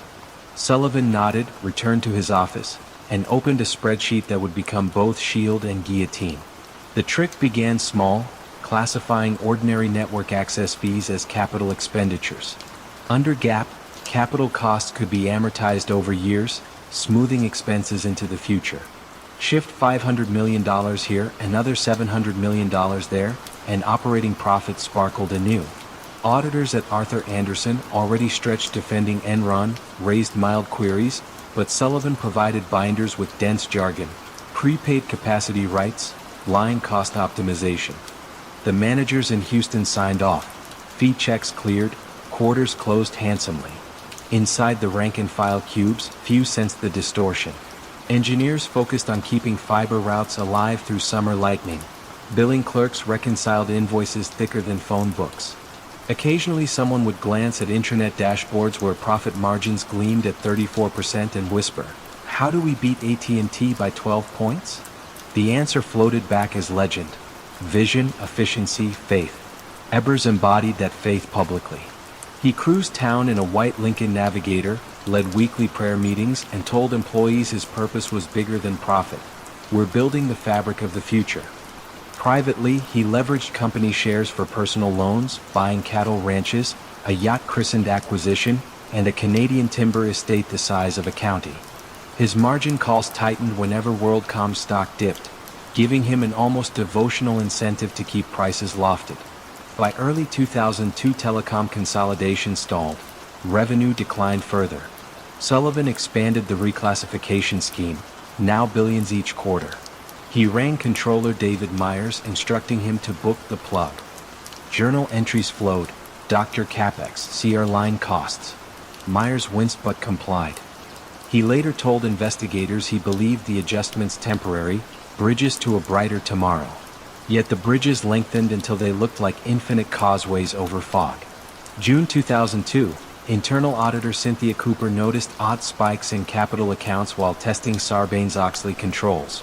Night after night she and two colleagues traced entries through maze-like ledgers, their only companions the glow of desk lamps and the whir of air conditioning. One trail ended in a locked filing cabinet, another in a server directory with restricted credentials. Cooper confronted Myers, who paled, then advised her, almost pleading, to drop this for everyone's sake. She did not. On a balmy Friday she briefed the audit committee chair, a retired admiral unaccustomed to subterfuge. The committee summoned Sullivan. He arrived in a navy suit, eyes rimmed with fatigue. Under pointed questioning he admitted $3.8 billion had been improperly classified, though he insisted the practice lay in a gray zone. The admiral's silence felt like the eye of a hurricane. Within hours the board alerted the SEC. News hit Wall Street before Monday's open. WorldCom shares, $164, collapsed to pennies. Some traders stared at their screens as if watching a beloved dog struck by traffic, too stunned for profanity. Ebers resigned, citing distractions. 2 weeks later WorldCom filed for Chapter 11, the largest bankruptcy the United States had seen to that date, eclipsing even Enron's fresh crater. Court documents painted a stark tableau. $11 billion in fake profits, 17,000 layoffs, pensions vaporized. Teachers in Missouri found their retirement funds halved. A county hospital in Kansas delayed purchasing MRI scanners. Congressional hearings televised rows of displaced workers holding placards. Where did the money go? Ebers, summoned to Capitol Hill, invoked the fifth on most questions but managed a sentence, "I am shocked." Sullivan, under separate counsel, decided to cooperate, detailing how quarterly phone calls with Ebers always ended with the same directive: "You gotta hit the numbers." In 2005, a New York jury found Ebers guilty of securities fraud and conspiracy. The judge, citing staggering loss, imposed 25 years. Ebers, then 63, shuffled from the courtroom, shoulders sagging beneath the weight of once towering confidence. WorldCom re-emerged as MCI, soon absorbed by Verizon, its glass tower in Clinton sold to a medical records firm. In the lobby, the giant globe sculpture was dismantled, each continent crated away like evidence. Local diners renamed the WorldCom burger. Now it is merely the big country, smaller, easier to swallow. Cynthia Cooper travels the lecture circuit, explaining how ordinary arithmetic turns criminal when honesty bends. She tells students that courage often looks like loneliness. Late nights in empty hallways, the fear that exposing truth may wreck livelihoods. Eyes widen when she recalls the locked cabinet, an everyday object guarding billions in illusion. On humid evenings, truckers still rumble down Route 20, unaware that along this asphalt once stood a company big enough to lace oceans with fiber yet fragile enough to break under a single line on a spreadsheet. Streetlights flicker, crickets rasp, and somewhere in the dark pines an echo lingers, a reminder that in corporate towers as in rural fields, growth without roots eventually topples, leaving only dust and the faint hiss of promises unplugged. The July evening air in Midtown felt heavy, like velvet soaked in humidity, as guests filed past gilded elevators to the 43rd floor penthouse of the Tyco International Center. Inside, crystal flutes clinked and the string quartet played a soft arrangement of Cole Porter while Dennis Kozlowski, crew cut, linebacker shoulders, broad grin, moved through the crowd greeting bankers, art dealers, and a sprinkling of senators. He called everyone by first name, promised golf outings, and spoke of the Tyco Miracle, a conglomerate stitching together electronics, fire safety gear, medical devices, and 100 other niches. The numbers were unquestionable.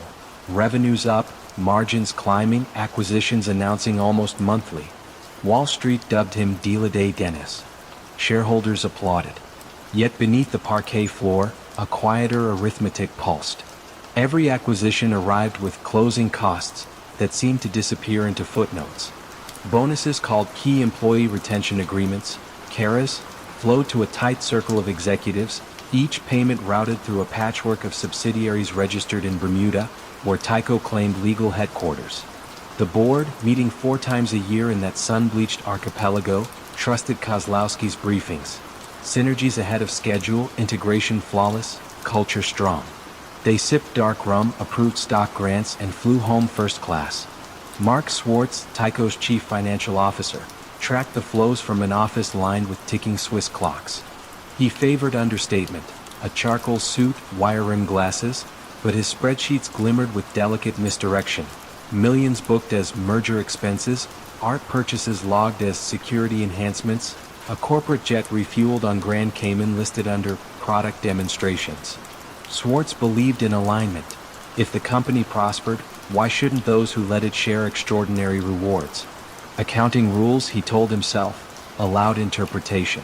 Back in Midtown, a junior analyst at Merrill Lynch named Grace Porter combed Tycho's latest 10K. One phrase snagged: other income expense, net $170 million. No schedule, no breakout. She scribbled a note, ask IR, then shrugged. Conglomerates often tucked odd items into catch-all lines. Still, she circled the figure in red ink before leaving for the weekend, uneasy without knowing why. Summer slid toward autumn. Kozlowski prepared for his wife's birthday, commissioning a surprise bash on the island of Sardinia. He wired $2.1 million to the Costa Smeralda resort, framing the expense as a marketing conference. Wine, caviar, and a 6-foot ice sculpture of Michelangelo's David, internally nicknamed the Iceman, all charged to Tycho. Guests danced barefoot on white sand as fireworks unfurled above emerald water. At midnight, Kozlowski raised a Nebuchadnezzar of Dom Perignon and toasted the endless horizon of success. Back in New York, internal auditor Nick DeSantis read through bills matching the party date. He highlighted amounts, compared vendor codes, and felt a prickle crawl his neck. Security tapes showed no executives on Sardinian sales calls. Expense descriptions looked doctored, typefaces mismatched, approvals rubber-stamped hours after the party ended. DeSantis drafted a memo to the audit committee, certain it would ignite inquiry. Nothing happened. Weeks later, a vice president hinted his diligence was not team-oriented. In June 2002, the Securities and Exchange Commission received an anonymous package.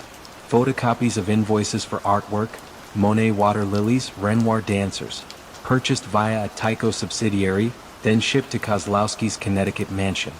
The envelope contained a single typed line: shareholders paid for these brushstrokes. The tip landed on the desk of Manhattan District Attorney Robert Morgenthau, veteran hunter of white-collar prey. He opened a grand jury file titled Tycho, Executive Compensation. Kozlowski sensed the tightening air.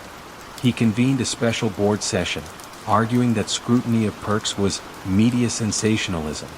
Directors nodded, though unease flickered. Later that night, he stood at his Fifth Avenue duplex window, lights of taxis streaking below, and weighed options. Resign? Fight? Believing charisma could still outpace consequence, he drafted a press statement praising Tycho's shareholder value ethos. But the storm arrived faster. On the morning of June 3rd, agents from the Manhattan DA escorted Kozlowski from his office. Cameras captured his bewildered expression, more surprised than guilt, as he stepped into the swirl of flashbulbs. Schwartz surrendered hours later. Charges: grand larceny, securities fraud, falsifying business records. Prosecutors alleged more than $150 million siphoned through unauthorized bonuses and art purchases, plus another $500 million in forgiven loans disguised as executive programs. Tycho's stock price halved in 4 days, wiping away pension hopes for workers from New Jersey to Nebraska. Grace Porter watched the ticker from Merrill's trading floor, remembering the red-circled note in her binder. She felt cold, that mix of vindication and dread analysts rarely admit. Trial 1 ended in mistrial after rumors jurors had been spotted making OK signs toward defense tables. Trial 2 unfurled in painfully slow detail. A $6,000 shower curtain, a $2,200 wastebasket, millions laundered through Kara's, board minutes edited post-signature. In the gallery, ordinary investors clenched jawlines while prosecutors projected a receipt for a $15,000 umbrella stand shaped like a dachshund. The contrast between lavish trivialities and evaporated retirement funds felt obscene. Kozlowski took the stand, insisting the board approved every cent, that Tycho's decentralized empire required executive mobility. Cross-examination pierced the veneer. Why had artwork been shipped first to his home? Why were loans forgiven without repayment schedules? His voice, once marathon steady, caught on smaller words. Loophole, misunderstanding, oversight. Verdict, guilty. Kozlowski and Swartz received sentences of 8 to 25 years. As bailiffs led them away, the courtroom ceiling fans hummed, indifferent to fallen captains. In prison, Kozlowski tutored other inmates in accounting basics, a footnote both ironic and inevitable. Swartz, ever the numbers man, tracked daily commissary expenditures with a pencil stub.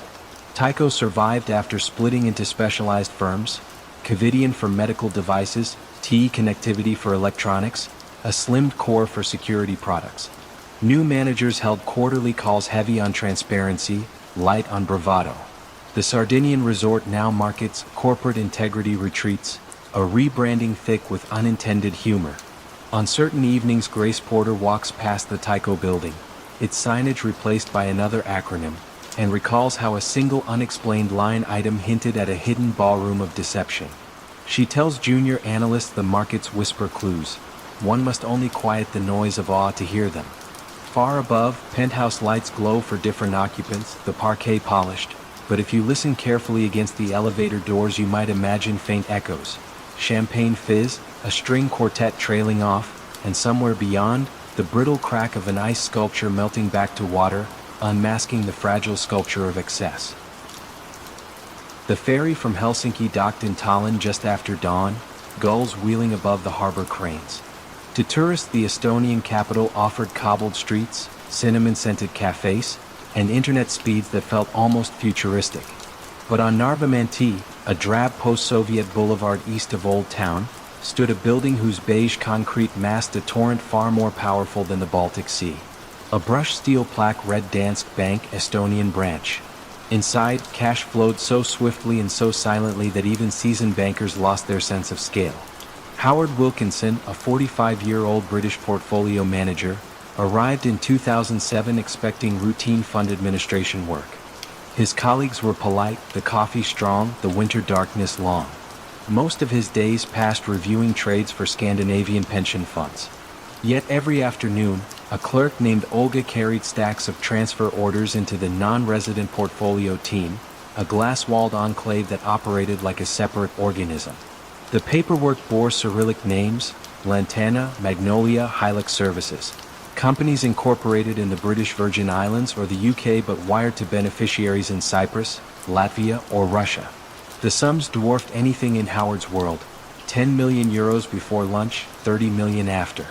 During one February snowstorm, a disgruntled IT technician tipped Howard that the branch's anti-money laundering filter had been disabled for certain accounts.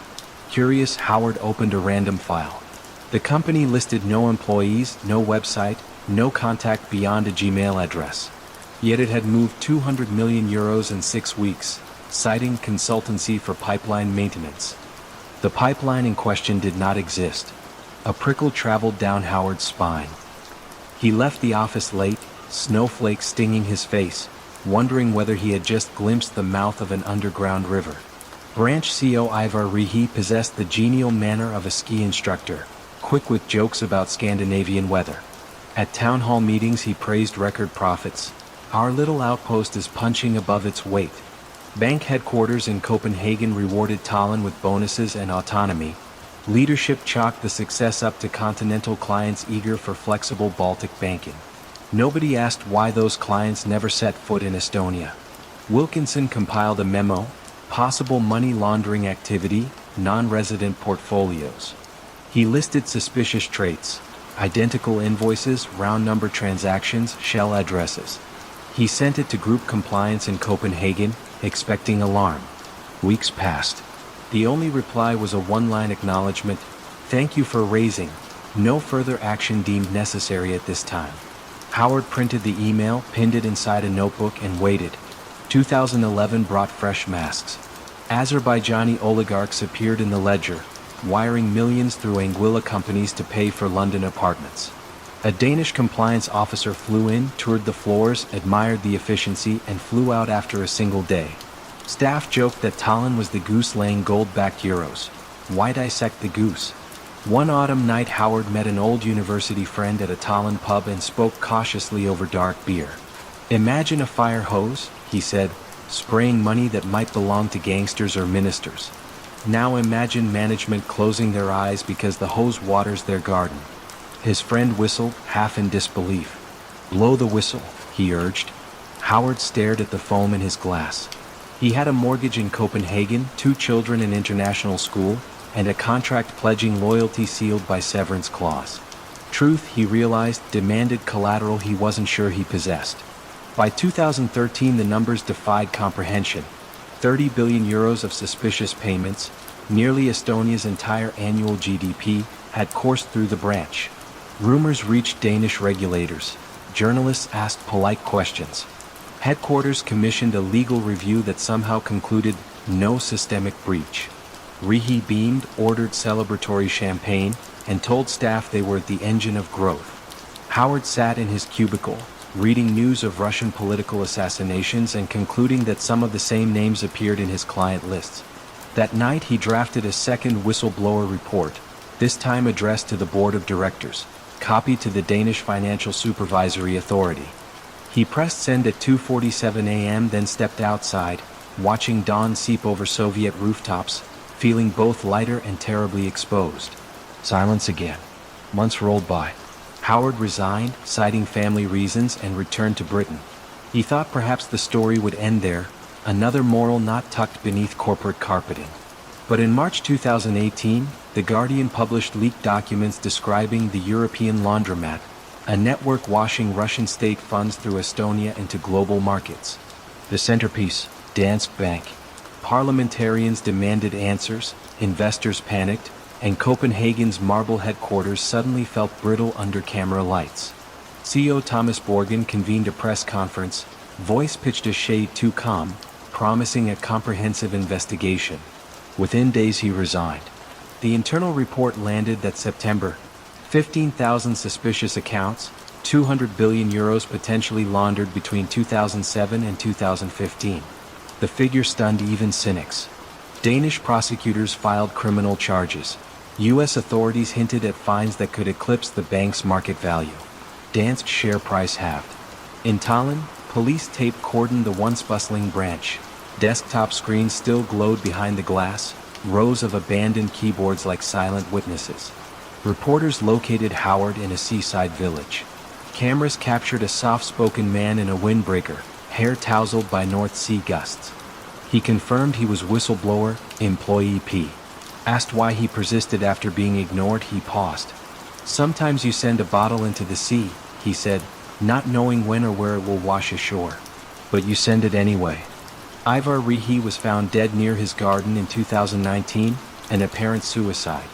Neighbors left candles on the fence, shaken by the quiet tragedy. In Copenhagen courtrooms, former executives testify behind stacks of binders. Proceedings promised to last years. European legislators push new rules, cross-border data sharing, tougher beneficial owner registries. Yet seasoned compliance officers know that rivers of illicit money seek fresh channels the way water seeks cracks in rock. Tallinn's Narvamanti branch now houses a tech startup. The brushed steel plaque is gone, replaced by a minimalist logo in neon blue. Tourists stroll past to marvel at the medieval city wall, unaware that within those walls once pulsed enough clandestine capital to redraw power maps. On certain winter mornings, when Baltic fog hugs the street and the new tenants boot their laptops, they might sense a faint undertow, the echo of billions that slip through servers, silent as snow, before vanishing into the vast, indifferent sea. The morning the auditors arrived, the sun sat innocently over downtown Houston, unaware of the storm forming inside the glass tower on Smith Street. Jeffrey Skilling, chief executive at Enron, had grown used to the elevator's glossy walls reflecting his smile, an immaculate veneer he polished daily. Yet on this August day in 2001, the ride to the 50th floor felt heavier, as if every forged number clung to the cables, begging to be noticed. For years, Enron's trading floors hummed like a casino disguised as a data center. Salespeople spoke in a private dialect. Spark spread, dark spread, broadband swap, esoteric enough to dazzle analysts while masking the fragile core. The company had once been a regional gas pipeline. Skilling and his mentor, Ken Lay, reinvented it as a logistics algorithm that could turn anything, even the weather, into a tradable commodity. Journalists hailed it as the Silicon Valley of energy. Few asked how revenue rose faster than pipelines could be built. Deep in the firm's maze of shell subsidiaries, Andrew Fastow orchestrated the real magic. He named the entities after Star Wars creatures: Jedi, Chuko, playful masks for off-balance sheet debt. The board approved each partnership, comforted by Fastow's confident baritone and the illusion of outside investors. In reality, Enron guaranteed every dime. Fastow's spreadsheets showed profits. The debt slipped into shadow, waiting for a quarterly report that would never arrive. By late spring 2001, a handful of traders sensed the walls bending. They saw positions marked Level 3, model-based value, and realized the model was hope. One young analyst, Sharon Watkins, stared at the ledgers after midnight, the green glow of cells washing her face. Revenue leapt in perfect stair steps. Expenses meandered behind like a tired dog. She drafted a memo to Lay, "We could implode in a wave of accounting scandals." She hesitated before hitting print, knowing corporate loyalty had the texture of spider silk, strong until the first tug. Skilling announced his sudden resignation in mid-August, citing personal reasons. On conference call lines from Zurich to Tokyo, portfolio managers leaned closer to their speakers. A month earlier he had forecast record earnings. Now the architect was departing, palms dry, eyes flicking to the exit sign. Enron's stock dipped, rebounded, then began a jittery descent, like a hawk that discovers its wings are paper. Fastow moved quickly to plug the leaking hull. He proposed selling a broadband unit, essentially vapor, to one of his own partnerships at an eye-watering price. The board approved again. After all, the numbers still sparkled. But the auditors at Arthur Andersen, rattled by Watkins's memo and mounting media queries, requested deeper access. They had long treated Enron as a prestigious client that offered front-row seats to innovation. Now they smelled smoke in the server room. October brought the first confession, a $1.2 billion equity write-down linked to Fastow's partnerships. Ken Lay held a town hall meeting in the cafeteria, the aroma of coffee mingling with fear. He spoke of non-recurring items, promised the ship remained seaworthy. Employees nodded, some tears glistening, their retirement accounts tied to badges hanging around their necks. Across town, Jim Chanos, a short seller known for studying footnotes the way cryptographers study ciphers, calculated that Enron's cash flow trailed its reported profits by billions. He placed bets against the company, then briefed investors in hushed hotel salons. Chanos was calm. Markets were less so. Enron's debt was downgraded to junk on November 28th. Within hours, trading partners demanded more collateral. The liquidity that once coursed like a mountain river froze into shards. That evening, Fastow sat alone in his office, the Houston skyline flickering beyond the glass, and realized the partnerships he'd crafted now formed a noose. He called the general counsel, voice thin. "They want everything," he whispered, meaning the SEC, the DOJ, the creditors, everyone now pulling at the same knot. Friday, December 2nd, 2001, Enron filed for Chapter 11. In the lobby, the Christmas tree's lights blinked absurdly cheerful. Reporters clustered outside, breath fogging the glass. Employees carried boxes past cameras, each box a silent autobiography, framed diploma, family photo, a crystal award engraved with now worthless stock options. Some stared straight ahead, others managed brittle smiles as if leaving a wake. The aftermath unfolded in courtrooms and living rooms nationwide. Lay and Skilling professed innocence on televised hearings, their tailored suits failing to shield them from public scorn. Fastow, cornered by his own ledgers, pled guilty and named names. Arthur Andersen, once the gold standard of accounting, dissolved after a jury found it obstructed justice by shredding Enron documents. Yet the true wreckage lay in pensions vaporized and trust evaporated. A former receptionist, Maria Gomez, watched her IRA shrink from $220,000 to $2,000. She returned to community college, studying nursing at age 54. On weekends she passed the gleaming tower, now half-leased, and felt a chill. She had believed in the promise of markets, the inevitability of upward curves. Now she believed in paper, how easily it burns. In Congress, lawmakers paraded new regulations like fresh armor. Sarbanes-Oxley, 404 audits, CEO certification of results. But regulation like memory fades. Executives in newer towers studied case studies labeled NRNQ, nodding gravely, then returned to growth targets drafted in quiet rooms. Years later, an oral history project interviewed former staff. One trader recalled the thrill of inventing a market for megabytes. Another wept describing layoffs she administered. Sharon Watkins, the reluctant whistleblower, appeared calm. "People think morals turn on or off," she said. "But compromise is a dimmer switch. You hardly notice the room getting dark until you can't find the door." The elevator in the Smith Street Tower still rises smoothly, its mirrors polished. Visitors see only their own reflections, tilting bright on the way up. The cables remember the wait. The January sky above Paris's La Défense district was the color of wet slate, a mirror to the mood inside Société Générale's glass monolith. Jérôme Kerviel, a 30-year-old trader from a modest Breton village, walked the trading floor with quiet confidence. No tailored arrogance clung to him. He favored off-the-rack suits and the thin grin of someone still surprised to be here at all. Yet behind his unassuming posture, whole continents of risk were shifting. Risks no one else could see because he had buried them beneath layers of forged emails and canceled tickets. His desk, littered with espresso cups and color-coded spreadsheets, looked no different from those around it.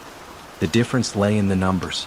Kerviel had begun with small side bets, hedges that netted a few extra euros and earned him nods from seniors who rarely remembered his name.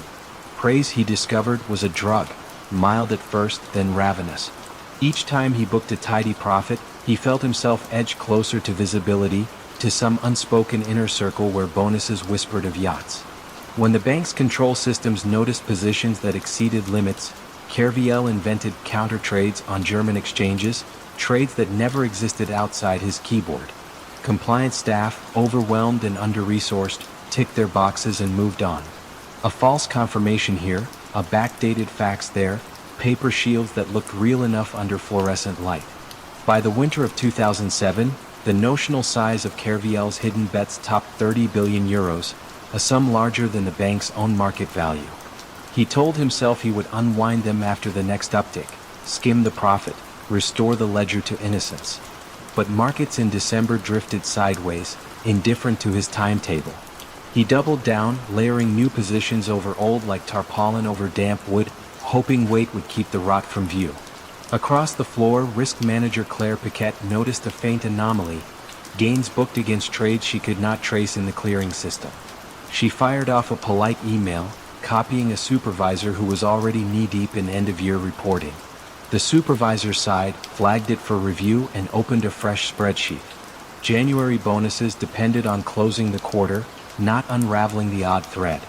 Kerviel spent Christmas alone in Paris, wandering the embankments while tourists snapped photos of lights along the Seine. He dialed voicemail repeatedly, half expecting a frantic message from the bank, half dreading it. Silence became permission. On New Year's Eve he keyed in fresh orders worth billions, his fingers moving faster than reflection. Fireworks boomed over the river. He barely heard them. The first real tremor arrived on Thursday, January 17, 2008. European markets shuddered on fears of a U.S. recession, and Kerviel's colossal long positions began bleeding red. Losses climbed past 1 billion euros by mid-morning. He concocted hasty offsets, but the volume triggered automatic alerts. An email from compliance landed like a stone. Please provide documentation for the following trades by close of business. For 6 hours he tried to plug the dam, forging new confirmations, repurposing old ones, phoning a junior in back office and insisting a glitch had erased legitimate records. The junior, eager to be helpful, reopened closed files. It bought him a night's sleep, but nothing more. On Sunday evening, Jean-Pierre Mustier, head of investment banking, convened a discreet meeting. Screens projected columns of raw exposure, euro 49 billion net. Silence pooled in the room. Finally, the CFO spoke, voice low as church bells. Either this is a systems error or we are staring at the biggest rogue position in banking history.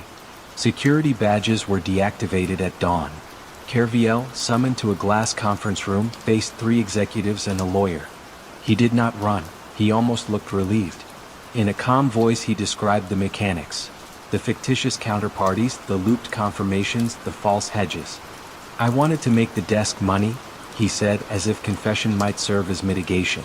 They listened, stunned less by criminal cunning than by the ordinariness of his tone. The bank moved to unwind the trades as Asian markets opened, selling futures in frantic waves that worsened the global slide. By Wednesday, the loss crystallized. 4.9 billion euros, a wound deep enough to rattle the French economy. Outside, television vans ringed the plaza, antennas pointing skyward like accusatory fingers. Inside, colleagues replayed every memory of Kerviel. The polite nods, the shared jokes about provincial accents, the night he bought cheap beer after a winning day. Each recollection now felt tainted, as though they should have noticed the tremor beneath the floorboards. Trust, once ambient like office air, turned viscous and thin. French police escorted Kerviel through a side entrance, cameras flashing.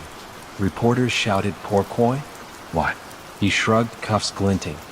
His lawyer later argued that the bank had benefited from earlier illicit gains and turned a blind eye until the tide reversed. Prosecutors pressed charges of breach of trust and forgery. The public, reeling from mortgage headlines abroad, debated whether he was a criminal mastermind or a scapegoat for corporate greed. Societe Generale CEO Daniel Boughton appeared before Parliament, face gray under television lights. He spoke of extraordinary fraud and isolated failure, phrases engineered to fence the damage. Lawmakers questioned controls, auditors, bonuses. Boughton's answers were firm but unconvincing. The bank's shares slid with each televised hour. Meanwhile, in Ploemur, Kerviel's mother closed her shutters against reporters. Her son had always been discreet, she told a local priest, never a rule breaker. She pictured him as a boy assembling model sailboats, patient with tiny rigging. Now the national papers painted him as a pirate who steered a galleon of debt into a storm. Weeks later, employees gathered in the cafeteria for a somber briefing. Posters of teamwork still adorned the walls, their slogans suddenly ironic. A compliance officer urged vigilance. A trader muttered that vigilance didn't earn carry. But something had shifted. Conversations grew hushed, emails more formal. An invisible cord of suspicion wound through every department, binding them in wary solidarity. Kerviel was eventually sentenced to prison and ordered to repay the full 4.9 billion euros, a Sisyphean sum that underscored the moral rather than practical judgment. Appeals dragged on for years, numbers whittled down, but the scar on the bank's name remained. Late at night, cleaning crews polished the marble foyers of La Défense. The trading floor, quiet at last, reflected ceiling lights onto rows of dark screens. Somewhere beneath that polished calm lingered the memory of unsanctioned trades, blinking like phantom quotes. And in that hush, one could almost hear the question that still unsettled regulators and rookies alike. How much risk can hide in plain sight when the disguise is ordinary enough to trust? Twilight filtered through the canyons of Midtown Manhattan as Bernard L. Madoff Security switched on its floor lamps one last time. Suite 1700 of the Lipstick Building did not look like the command center of the largest Ponzi scheme in American history.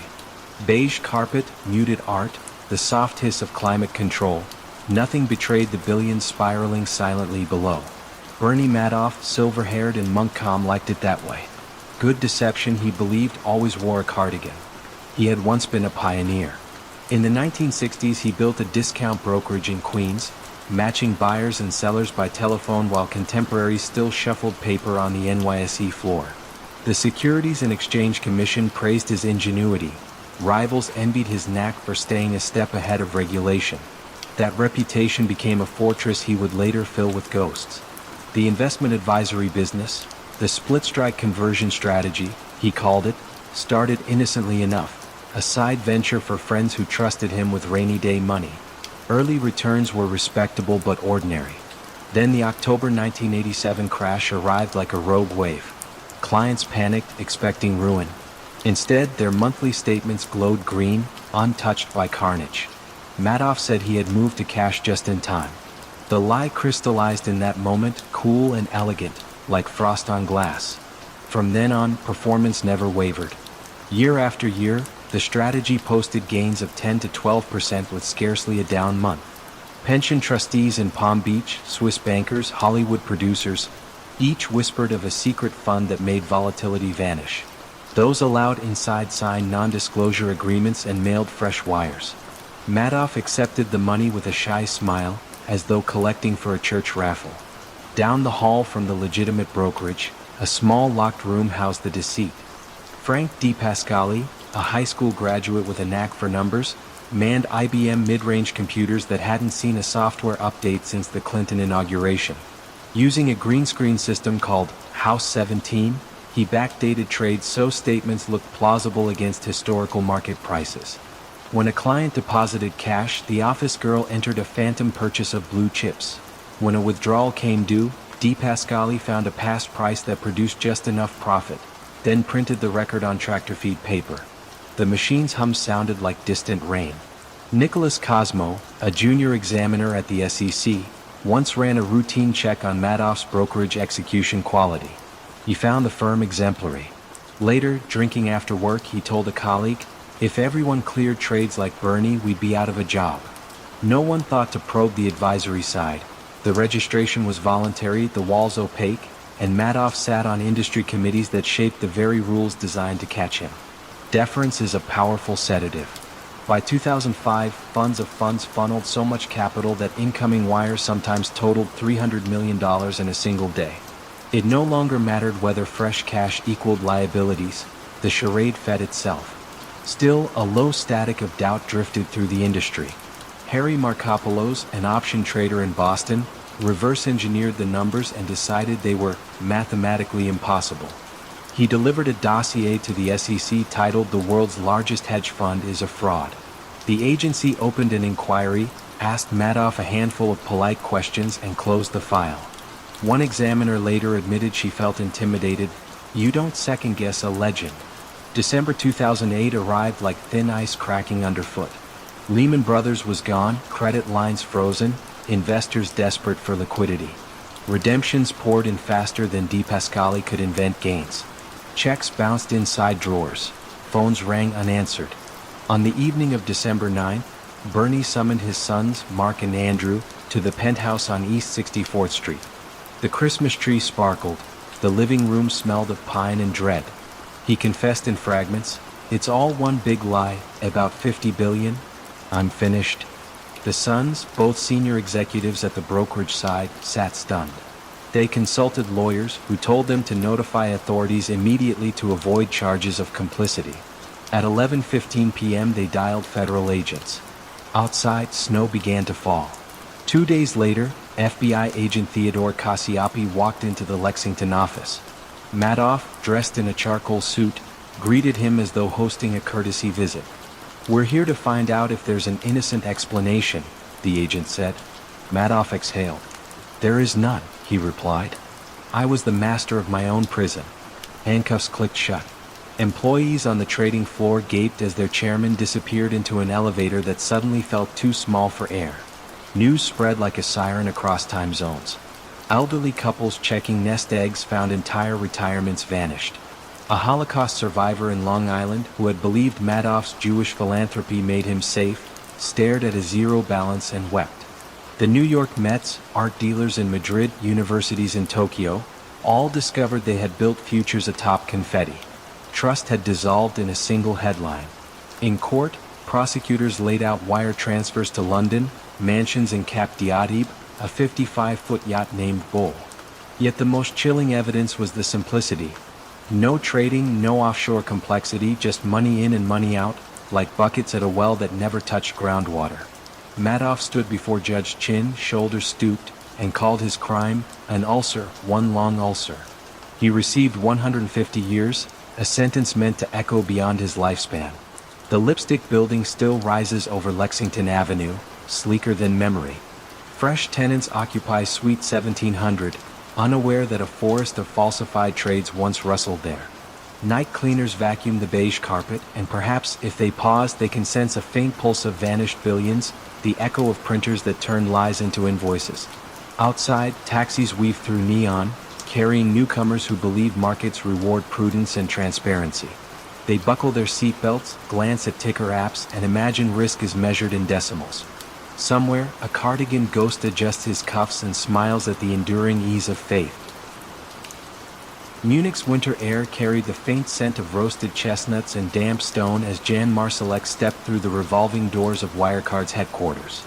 It was January 2020, but inside the glass facade the climate was held at a permanent spring. Orchids at reception, unobtrusive jazz looping over ceiling speakers. Marsalek, the suave Austrian chief operating officer, liked the arrangement. It helped visitors forget time, helped them feel the future was already coded, authenticated, and profitable. Wirecard had begun 2 decades earlier as a tiny processor of online payments for German pornography sites. Now it billed itself as the continent's answer to Visa, promising digital wallets for the unbanked and seamless settlement for airlines, game studios, charities, anyone with a button that said "Pay Now." Marcus Braun, the bespectacled chief executive, quoted Schumpeter in interviews and hinted that Europe's tech renaissance would start in Bavaria. Analysts nodded. The stock price soared like a newly launched rocket, its trajectory a single upward line. Yet in the server rooms, certain numbers refused to add up. An auditor from KPMG, sent in after earlier rumors, noticed an oddity. Revenue from Asia grew twice as fast as client lists. When he asked for merchant contracts, the compliance manager supplied photocopies, the signatures blurred as if photographed through rain. He dismissed the concern. Business in Manila and Singapore moved quickly, paperwork could be messy. But the doubt clung to him like static. Across the English Channel, Dan McCrum, a journalist at the Financial Times, followed a tip from a short seller who claimed Wirecard's profits were make-believe. McCrum booked a flight to Manila. The contact address for one of Wirecard's largest third-party acquirers turned out to be a small office above a karaoke bar. A lone clerk admitted the company processed almost no transactions. She shrugged, rent was cheap. McCrum felt the first tug of a thread that, if pulled, might unravel a tapestry. Back in Munich, Braun convened a board meeting. He projected bar charts showing exponential adoption of Wirecard's e-wallet. The board applauded. Only one non-executive director, a former banker named Suzanne Steedle, raised a hand. "Why are these Asian partners so opaque?" she asked. Marsalek smiled, palms open. "In that region, relationships trump paperwork," he explained, voice smooth as lacquer. The others nodded, eager to move on to lunch. Spring arrived. Whistleblowers emailed McCrum invoices stamped confidential, detailing phantom sales between Wirecard subsidiaries and shell partners. He published a story titled House of Cards. Wirecard's lawyers fired back, accusing him of market manipulation. German regulators opened an investigation into the journalists, not the company. The irony was almost comedic. The watchdog defended the fox. Marsalek chose a different tactic. He invited hedge fund critics to meet at a beer hall near the Isar River. Over schnitzel and frothy steins he described private helicopters, Syria projects, Libyan banknotes, tales that drifted between espionage novel and boardroom brag. Some listeners left dazzled, others wary. Was he a genius polymath or a fantasist drunk on his own myth? June 18, 2020, dawned hot. Ernst & Young, Wirecard's longtime auditor, announced it could not verify 1.9 billion euros supposedly held in trustee accounts at 2 Philippine banks. Braun called an emergency call with investors, voice trembling for the first time. "It appears we have been the victim of an elaborate fraud," he said, as though describing a burglary instead of his own house aflame. The board ordered Marsalek to produce bank confirmation letters. He faxed 2 pages bearing ornate logos and inked signatures. Within hours, the Philippine Central Bank declared the documents spurious. A senior vice president stared at the fax as if it were a magician's silk suddenly burst into flames. The spell was broken. Silence followed like vacuum. Braun resigned the next morning. He walked out past the orchids, coat draped over one arm, escorted by police. Employees crowded the mezzanine balconies, phones raised, filming the end of their miracle. Some wept. Stock options had been their future. Others looked oddly relieved, as though a weight they never named had lifted. Marsalek vanished. He had checked into a Munich hotel, paid cash, slipped away through a side entrance, and boarded a private jet to Minsk. Rumors multiplied. He was hiding in Moscow, Dubai, a villa on Lake Como. Interpol issued a red notice. His LinkedIn page, still active, declared he was looking forward to new challenges. Wirecard filed for insolvency on June 25th, the first member of Germany's blue-chip DAX index ever to do so. Pension funds wrote down millions. Small merchants scrambled for new payment gateways. In a modest bakery on Rosenheimerplatz, the owner stared at an error message on his card terminal while customers jangled coins. The digital promise turned suddenly analog. Parliament opened hearings. Lawmakers grilled regulators who stammered about jurisdictional gray zones and the complexity of fintech. Macron testified via video link, exhausted but vindicated. "The numbers were lies," he said simply. "All I did was listen to them." Braun was arrested again on charges of market manipulation, then released on bail. He insisted the money existed. It was merely temporarily unavailable. Prosecutors combed email servers, discovering code names like Project Tiger and UE Friends. Each cache of messages revealed another layer of invented revenue, a kaleidoscope of illusions meticulously updated to match the quarter's guidance. In October, investigators finally traced a missing hard drive to a refuse center outside Munich. The drive contained a spreadsheet titled Payroll Asia. Rows once packed with revenue figures were blank, formulas pointing to empty cells. The sheet felt less like a ledger and more like a confession left in vanishing ink. Winter returned to Maximilianstrasse, and Christmas lights glittered on wet cobblestones where former employees hurried to interviews, resumes freshly printed, explanations rehearsed. In the husk of Wirecard's lobby, contractors removed signage, leaving only faint adhesive outlines of letters that had promised a cashless future. Passers-by might glance through the glass and see nothing more than empty desks, yet the space retained an aftertaste of adrenaline, proof that ambition, once unmoored from truth, can inflate until it disintegrates, leaving only cold air and phantoms. Long before WorldCom's name glowed on Times Square's news ticker, its heart beat in Clinton, Mississippi, a town where pine trees outnumbered people and Friday night football determined moods.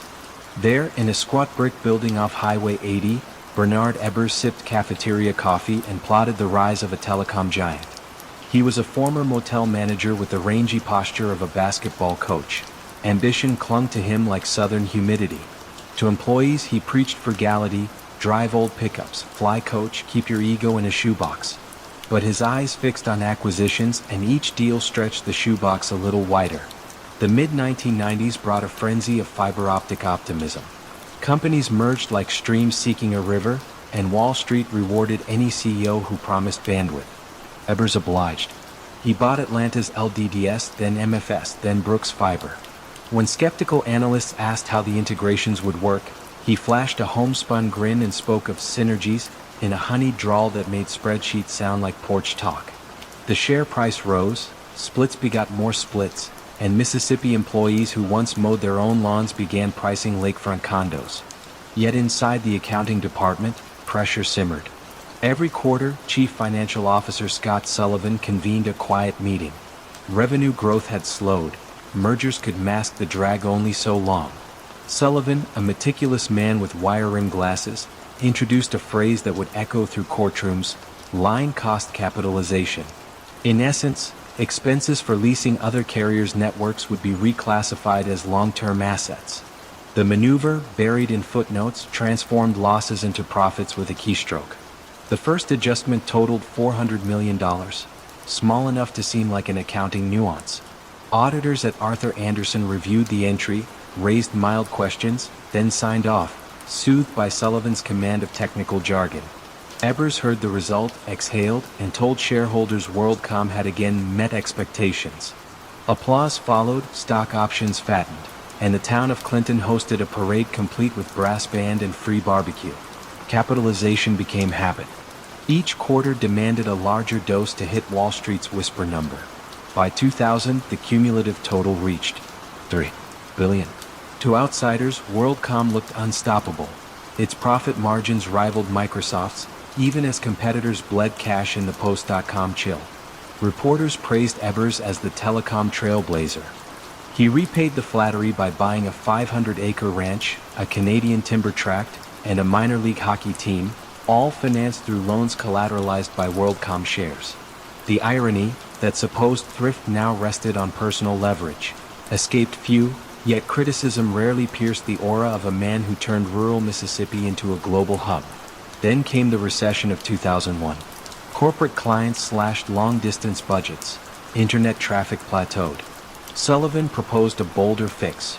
Release reserves previously set aside for merger expenses, folding them into revenue. The trick was legal if disclosed. He chose silence. The number hewed perfectly to analyst forecasts, and the share price twitched upward like a patient revived by adrenaline. But backstage tension grew. Betty Vinson, a mid-level accountant, stared at the journal entry and felt her pulse race. She had children in public school, a mortgage on a cul-de-sac, and a boss who kept reminding her that this is temporary. She clicked save and drove home, the pines along Interstate 20 blurring into a single dark wall. Spring of 2002 brought a new auditor. Cynthia Cooper, head of internal audit. Cooper, soft-spoken but relentless, noticed the capitalization entries expanding in defiance of GAAP. Night after night, she and two colleagues sneaked past darkened cubicles, downloading data onto laptops. They worked behind locked office doors, whispering as if the carpet might listen. Each pivot table confirmed their fear. Expenses masked as assets reached $7 billion. To contextualize, that figure equaled the gross domestic product of several small nations. Cooper requested a meeting with Sullivan. He canceled twice, then summoned her to a windowless conference room. She laid out spreadsheets. He dismissed them as misunderstandings, hinted at retribution cloaked in concern. "Be careful, Cynthia. You could upend the stock." She left with palms sweating but conviction intact. Whistleblowing, she realized, was less trumpet blast and more tightrope walk over silence. The audit committee, finally informed, hired KPMG for an independent review. On June 20th, KPMG confirmed the worst. 4 days later, WorldCom announced it would restate earnings downward by $3.8 billion, the largest correction in corporate history at the time. Trading halted. Employees refreshed Yahoo Finance in disbelief as their nest eggs vaporized pixel by pixel. In Clinton, the town's lone upscale restaurant closed by week's end. Waiters filed unemployment forms beside laid-off technicians. Ebers convened an all-hands call from his ranch. His voice, once folksy, now cracked. He blamed accounting errors and assured listeners the core business remained strong. Hours later, the board asked for his resignation. He hung up the phone, stared across pastureland, and wondered whether pine trees kept secrets better than people. On July 21st, WorldCom filed for Chapter 11. The bankruptcy erased $180 billion in market value and 17,000 jobs. Congressional hearings followed, a theater of fury. Lawmakers brandished enlarged balance sheets like prop weapons. Betty Vinson testified, tears streaking mascara, saying she'd felt pressure to do what was wrong. Sullivan pleaded guilty and turned state's witness. Ebers professed ignorance, but jurors heard recordings of him urging hit the numbers and saw loans he'd extracted from the company to cover margin calls. They convicted him of securities fraud and conspiracy. The judge imposed 25 years. Years later, vines crept over WorldCom's abandoned satellite dish farm outside Jackson. A new company, unrelated, cautious, leased part of the campus, repainting signs yet unable to scrub every logo. In town, locals still spoke of the boom the way elders recall a comet. Brilliant, brief, and unsettling. They had believed bandwidth would rewrite geography, that global ambition could sprout from clay soil and pine needles. Instead, the lesson settled like mulch. When growth is worshipped beyond reason, even simple numbers can learn to lie. On humid nights, truckers passing exit 36 glimpsed the dim outline of the former headquarters, its windows dark but somehow watchful. Inside, empty cubicles gather dust, and an occasional security light flickers across gray carpet. If one listens hard enough, the click of phantom keyboard seems to echo, a reminder that sometimes the quietest towns can host the loudest falls. London's docklands glittered under a pewter sky as commuters flowed toward One Canada Square, collars turned against the wind. Inside the trading floor of Barclays Capital, the air buzzed with low voices, espresso steam, and the faint throb of screens cycling through interest rate charts. For most, the London Interbank offered rate, LIBOR, was background hum as elemental to finance as gravity is to physics. For a small circle of derivatives traders, however, the daily benchmark was soft clay, ready to be shaped by whispered requests typed in the hush before noon. Among them was Mark Jennings, 32, educated at a Midlands Polytechnic, still slightly astonished to find himself wearing a bespoke suit. He loved puzzles. Sudoku as a boy, probability trees at university, now complex swap spreads measured in basis points. Bonuses were poker chips. Reputation the real prize. Each morning he greeted Philippe Delacroix, the senior submitter who entered Barclays' estimate of what it would pay to borrow overnight. The figure, pooled with submissions from other banks, set LIBOR for trillions in loans worldwide. Delacroix wore cuff links engraved with the Greek letter phi and spoke of harmonizing the panel's numbers so everyone benefited. The philosophy was simple: nudge the rate, skim the ripple. The choreography began at 10:45 a.m. Jennings would glance at his position sheet. Long £3 billion in 3 months sterling, short €1 billion in 6-month euro, and tap a message. Need 3 mth higher today if pos. TX. Delacroix, 2 desks away, read it, sipped black coffee, and adjusted the figure in the submission window by 0.03%. He answered with a cartoon smiley, then returned to market gossip. To Jennings, the exchange felt innocuous, almost collegiate. Everyone on the panel, he believed, played the same modest game. Regulators rarely asked questions, and clients never saw the scaffolding behind their floating rate mortgages. Across the Thames in Southwark, however, economist Sarah Whitaker had begun charting LIBOR's daily prints against public repo trades. As a junior at the Bank of England, she lacked authority to launch an inquiry, so her observations remained private. But each divergence pricked her curiosity. The supposed cost of unsecured funds drifted mysteriously below secured lending rates, an impossibility outside fiction. She saved the graphs to a folder titled Echo. April 2008 darkened skies for bankers everywhere. Bear Stearns had collapsed. Lehman trembled. Barclays' funding costs spiked in reality, yet its submitted LIBOR barely budged, lest markets smell weakness. Jennings felt unease. The gap between theater and truth widened like a hairline cracking glass. He asked Delacroix if they should normalize toward actual levels. The older man chuckled. "Nobody wants honesty right now," he said. "If we confess, the herd will trample us." Jennings nodded, but the remark settled heavy in his stomach. Summer arrived with rumors. The Wall Street Journal published an article questioning LIBOR's integrity. Traders read it out loud, half amused, half anxious. Barclays' compliance department circulated a memo. All rate-setting communications must remain professional. The instruction seemed almost comic. It did not forbid the deed, merely its tone. On the continent, prosecutors in Frankfurt interviewed a money market broker who described daily calls from multiple banks fixing rates, like setting lunch reservations. Regulators opened formal probes. Email archives were subpoenaed. Jennings, summoned to an internal review room with fluorescent lights that hummed too loudly, scrolled through years of chat logs projected on a wall. Each friendly nudge now looked stark, incriminating. He remembered typing them in seconds. They now froze time. In December 2009, Whitaker, promoted to a task force, delivered her echo graphs to the Financial Services Authority. The room fell silent as lines parted like twisting rivers. One supervisor murmured, "This will shake pillars." Investigators expanded warrants. They seized hard drives from Canary Wharf at dawn, officers wearing navy windbreakers that contrasted absurdly with the foyer's Italian marble. Barclays negotiated, hoping for quiet settlement. The U.S. Commodity Futures Trading Commission joined, then the Department of Justice, then the European Commission. Silence, once a shield, became a liability. On June 27, 2012, Barclays admitted to manipulating LIBOR and agreed to pay £290 million. The press conference crackled with flashes as CEO Bob Diamond, famed for swagger, apologized in clipped tones. Politicians decried casino culture, though many had cheered easy credit when it suited growth forecasts. At 6:18 p.m. that day, Jennings stood alone on Jubilee Plaza, tie loosened, watching gulls circle the water. His name had not appeared in the settlement, but he sensed the circle tightening. He recalled his first week on the desk, the mentor who'd said, "We don't break rules, we bend consensus." The phrase now rang hollow. He walked to the underground, the escalator's metallic groan sounding like judgment. Parliamentary hearings followed.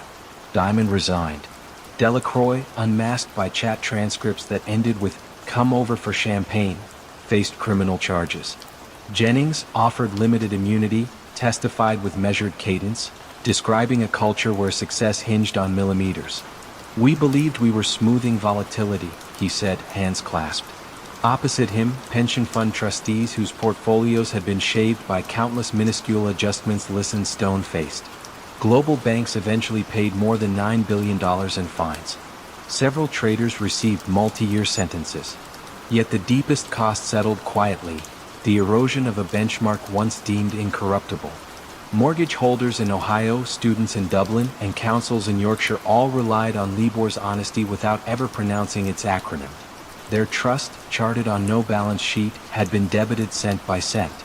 Today, Canary Wharf hums again. A successor rate, SONIA, governs sterling markets, calculated from actual transactions, not polite guesses. Still, in certain elevator pauses, veteran bankers recall the scandal the way sailors recall a rogue wave: brief, chaotic, forever shaping caution. On clear mornings, One Canada Square's glass facets mirror the Thames, steady and self-contained, yet some who exit its turnstiles swear they hear faint echoes of keyboards tapping out tiny requests, the reverberations of a benchmark that once believed itself unshakable. In the soft dawn over Wolfsburg, Germany, Volkswagen's headquarters looked almost serene, glass facades catching pale sunlight, the legendary smokestack releasing little more than water vapor. Engineers in cobalt blue lab coats filed through turnstiles, briefcases clicking against tile. To outsiders, the company was a temple of precision, its motto Das Auto spoken with near-religious fidelity. Yet nestled deep in Building 103, a suite nicknamed the Acoustic Room for its heavy soundproofing, a small team carried a secret that would one day choke the planet's faith in German engineering. Oliver Schmidt, head of U.S. regulatory compliance, first heard whispers of a defeat device during a 2006 visit to the powertrain division. Over coffee, he asked an emissions calibrator how they hoped to meet America's stringent nitrogen oxide limits without the costly urea tanks used by competitors. The engineer smiled, tapped a laptop, and said, "We teach the car when it's being watched." Schmidt laughed, thinking it a joke. The laughter settled into silence. By 2008, the clean diesel campaign was ready for market. Advertisements showed families driving through cedar forests, a small blue badge, TDI, sparkling on the trunk. Sales soared, especially in California, where eco-conscious drivers embraced the idea of torque without guilt.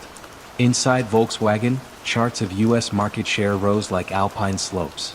Board members toasted sparkling Riesling, congratulating themselves on cracking America at last. The trick, elegant in its cynicism, lived inside 500 lines of code. When steering wheel movement was minimal and the rear wheels spun freely, a profile matching stationary lab tests, the engine management module dialed back fuel injection, sending emissions well below legal thresholds. Once the wheels met real asphalt, the software switched modes, restoring performance and ejecting up to 40 times the permissible nitrogen oxides. Only a technician digging through hex data would notice, and audits rarely reached that depth. Across the Atlantic, in a modest laboratory at West Virginia University, graduate student James Zhang ran tailpipe measurements on a used Jetta for an academic project funded by the International Council on Clean Transportation. Expecting tidy values, he instead logged spikes higher than any legal ceiling. He recalibrated sensors, repeated runs along Interstate 5, and obtained the same toxic plumes. His advisor, Dr. Arvind Rangan, reviewed the printouts and felt his pulse quicken. Either their equipment lied or Volkswagen did. In Wolfsburg's executive wing, news of the American study arrived like distant thunder in spring. Executives convened an emergency meeting. PowerPoint slides displayed potential fines, unit recalls, and reputational collapse. One vice president suggested immediate disclosure. Another argued the discrepancy must be testing anomalies. CEO Martin Winterkorn, a man famous for measuring panel gaps with a credit card, listened without blinking. He ordered an internal task force but forbade written conclusions. After the meeting, he paced a corridor lined with vintage Beetles, each curve whispering of post-war rebirth, and wondered how many reputations fit under a single hood. Meanwhile, Schmidt, stationed in Michigan, faced the Environmental Protection Agency. Regulators asked why independent labs saw emissions that EPA dynos did not. He blamed peculiar driving cycles, promised a software patch, and flew home uneasy.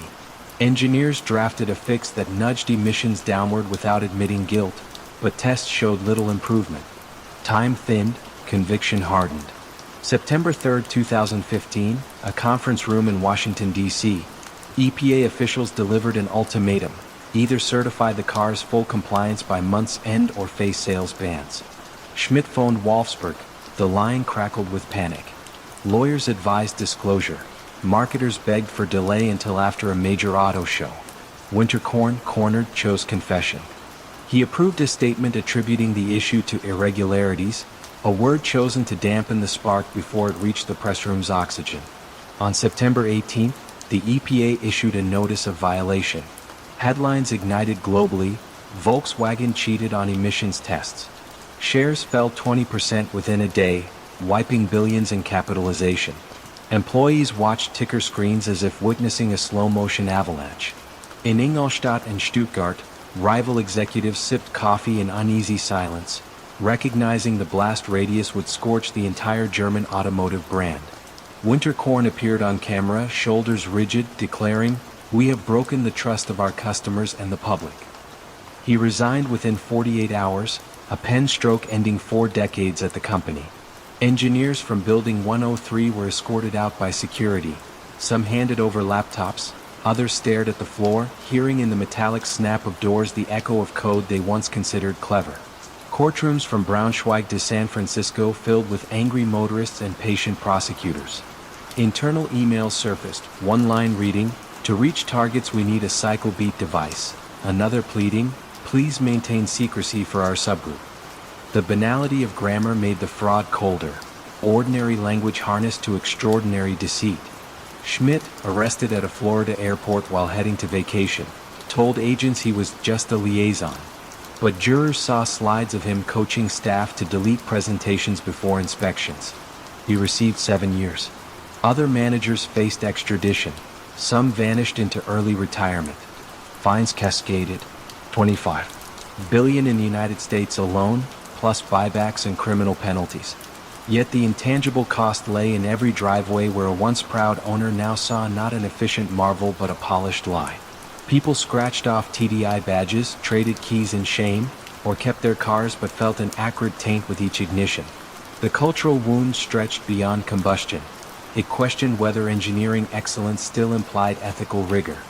Back in Wolfsburg, the smokestack still vented steam, but leadership banned the phrase clean diesel from all communications. A new electric vehicle division took over Building 103. Its corridors smelled of fresh paint and cautious hope. On a bulletin board, someone taped a handwritten note: "Honesty needs no software update." Employees passed it quietly, some smiling, others grim.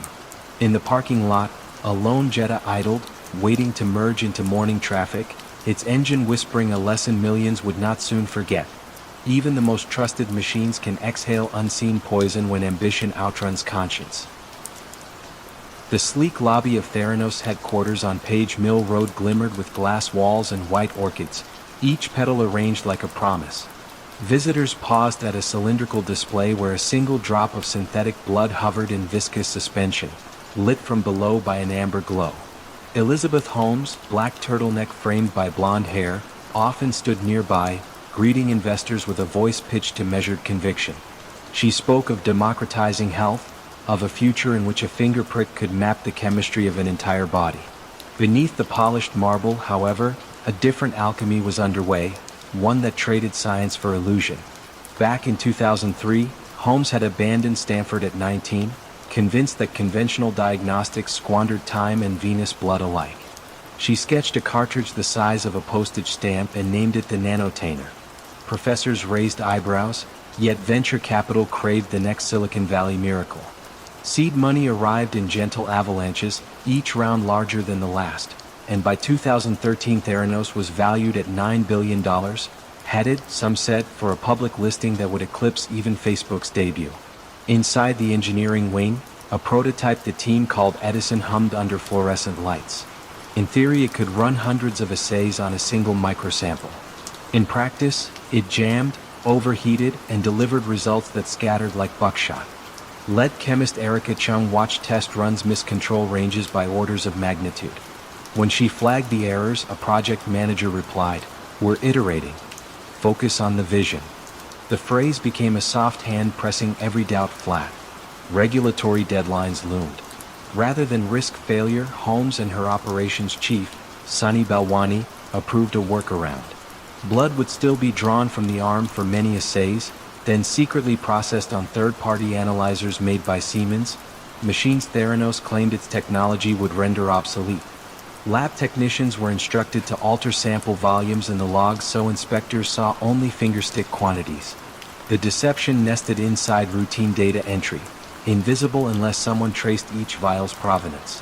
Across town, Wall Street Journal reporter John Carreyrou received a tip from a former Theranos scientist.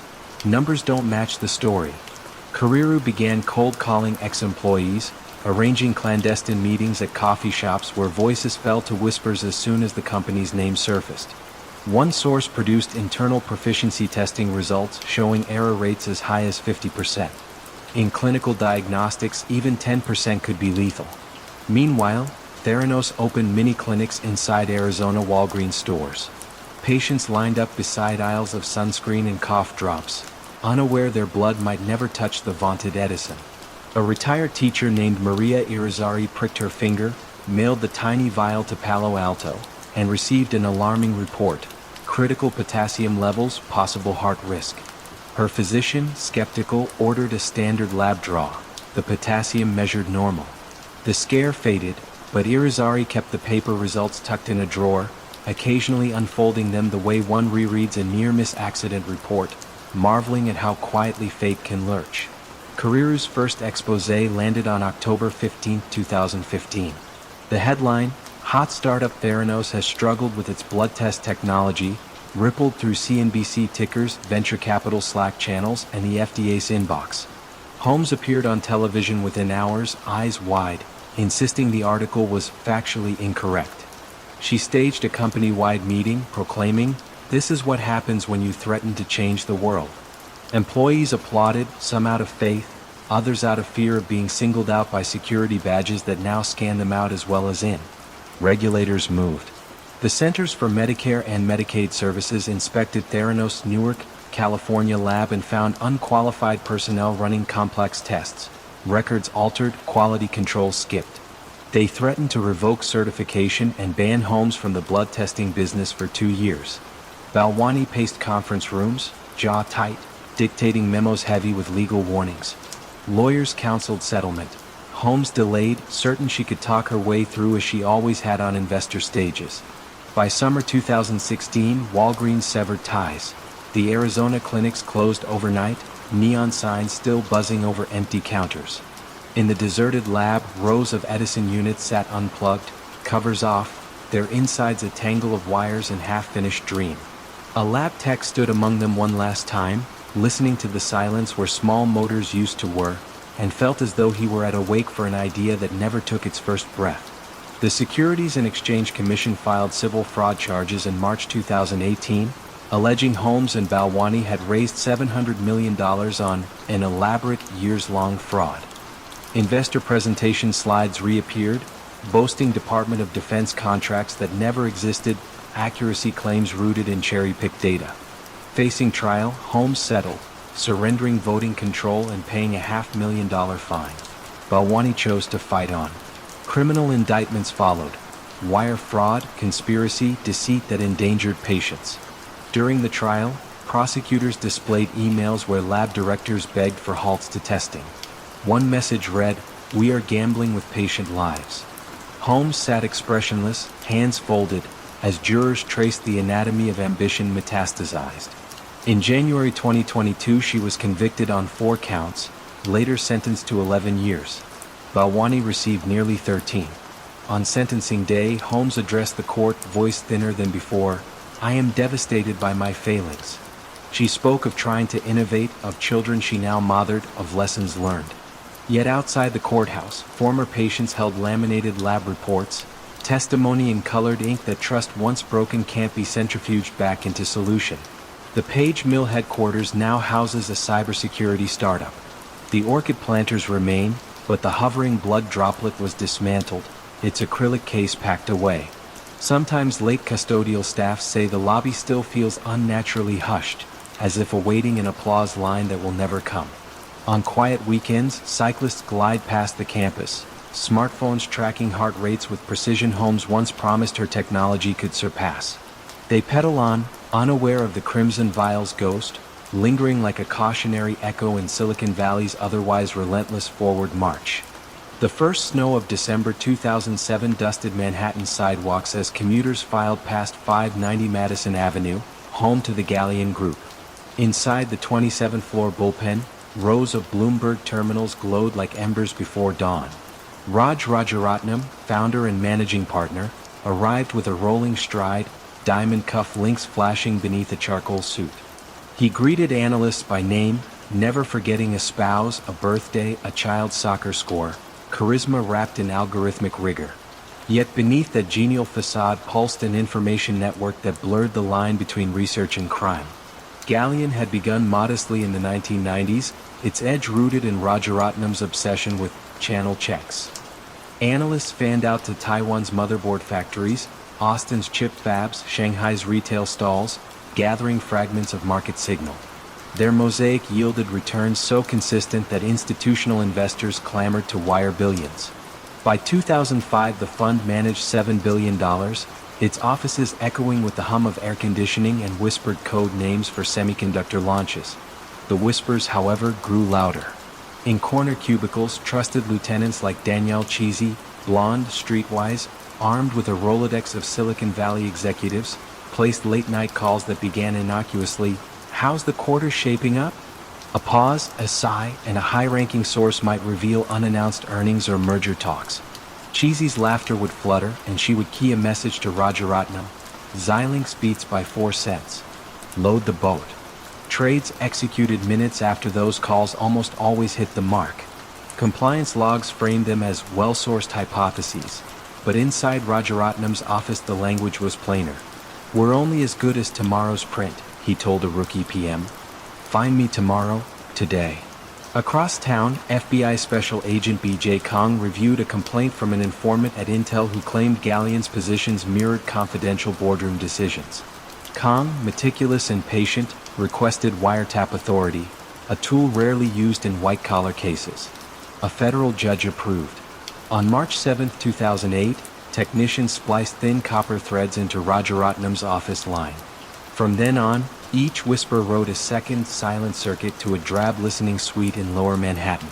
Recordings soon captured Cheesy chatting with an AMD executive, coaxing details of an impending joint venture code-named Asset Light.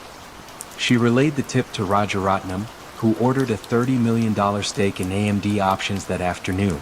2 weeks later, the press announced the deal. Galleon exited with an overnight profit of $15 million. On the tape, Rajaratnam's voice purred, "Good girl, Danny." Agent Kong built timelines matching calls to trades, profit to tip, until the spreadsheet looked like plaid, intersecting stripes of illegality. He nicknamed the operation Perfect Hedge, a wink at Rajaratnam's boast that orthogonal data insulated him from market storms. Within Galleon, a few staff sensed something amiss. An analyst named Michael Cardillo noticed trades placed seconds after inside-only conference calls. He confided to a mentor who shrugged, "If you want choir practice, join a choir." Cardillo stayed silent, updated models, collected his bonus. Autumn 2008 darkened Wall Street. Lehman collapsed. Fear bled into every exchange. Yet Galleon posted gains immune to volatility. Investors lauded Rajaratnam as a contrarian genius. Business schools invited him to lecture on adaptive research. He spoke of discipline, hiring diverse teams, trusting data over rumor, paradox delivered with velvet sincerity. By spring 2009, the FBI had over 60 days of recordings. They decided to tighten the noose. Kong approached Anil Kumar, a McKinsey partner whose voice appeared on multiple tapes leaking Google revenue forecasts. Faced with conspiracy charges, Kumar folded, agreeing to wear a wire. His first task, lunch with Rajaratnam at the Four Seasons Grill Room, Mahogany and Hush. Over Dover Soul, Kumar lamented bonus pressures. Rajaratnam leaned in, murmured, "We're both in the information business, just different delivery models." The microphone embedded in Kumar's pen caught every syllable. October 16, 2009, dawn broke brittle and bright. At 6:15 a.m., 20 agents swept into Rajaratnam's Sutton Place apartment. He opened the door in track pants, expression flicking from annoyance to calculation as cuffs snapped shut. Simultaneously, Cheesy was arrested at her Midtown condo, startled mascara smudging under camera flashes. News outlets erupted. Billionaire hedge fund titan charged in massive insider trading ring. Inside Galleon's tower, employees watched CNBC screens mute but blistering. Compliance officers printed emails, shredders word, risk managers fielded frantic redemption calls. By noon, prime brokers froze lines of credit. By evening, Galleon announced an orderly wind down. Desks that once pulsed with arbitrage fell silent, save for the soft pop of champagne in a rival fund across the street. The trial began March 2011. Prosecutors played taped calls for jurors.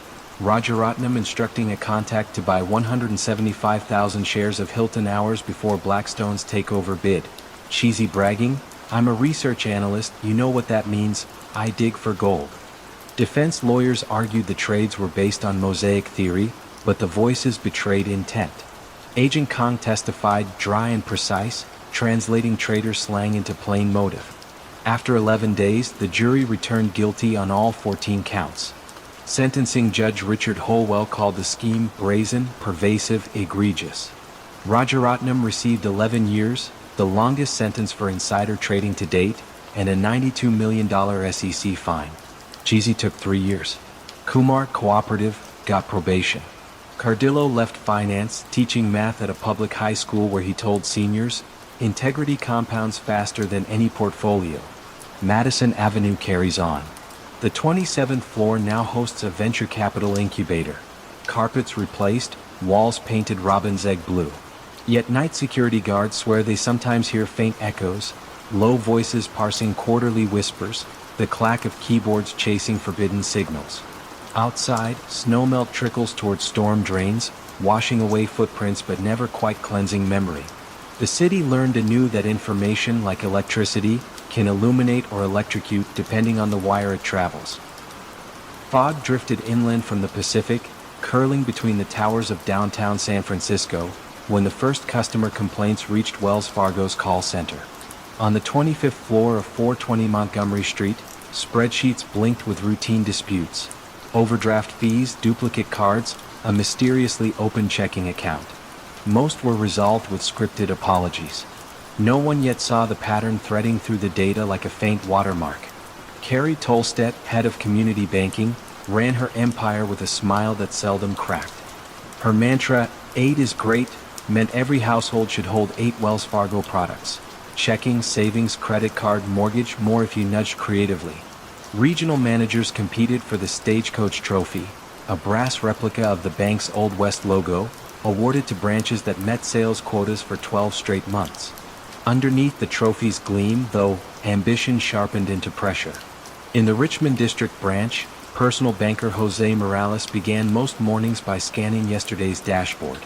His quota, 4 daily solutions, any combination of new accounts, debit cards, or online banking enrollments. Customers were scarce before noon, so Morales perfected the art of the walk-in open. Create a checking account for a ghost customer, then close it before month-end to avoid dormancy alarms. He justified the fiction as temporary scaffolding until real traffic arrived. By afternoon, the quota board would show green bars, and the branch manager would flash a thumbs up from behind glass. Across 39 states, the routine multiplied. Tellers entered neighbor emails into the CRM system.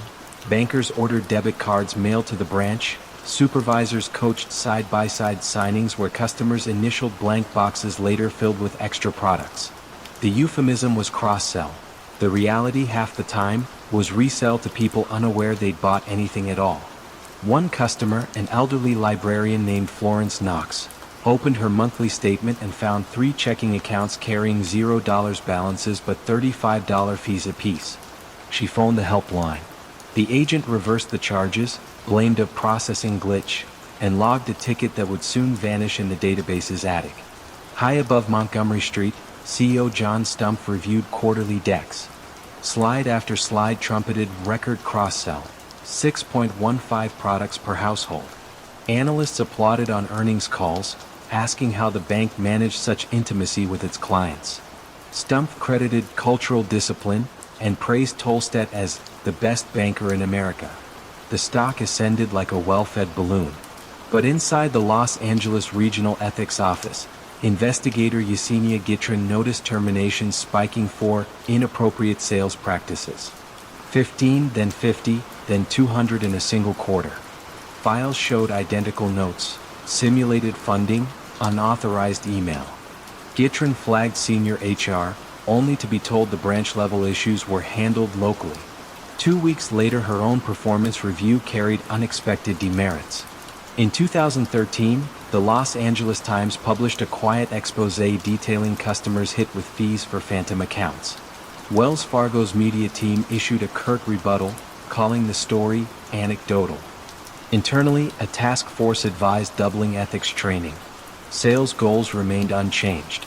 Tolstedt sent a blast email, "Compliance is everyone's job. Quotas drive our success." The line read like gospel to some, threat to others. Morales felt the vice tighten. To make monthly numbers, he began moving small sums, $5, $10, from existing accounts into the new ghost ones, activating them long enough to appear legitimate.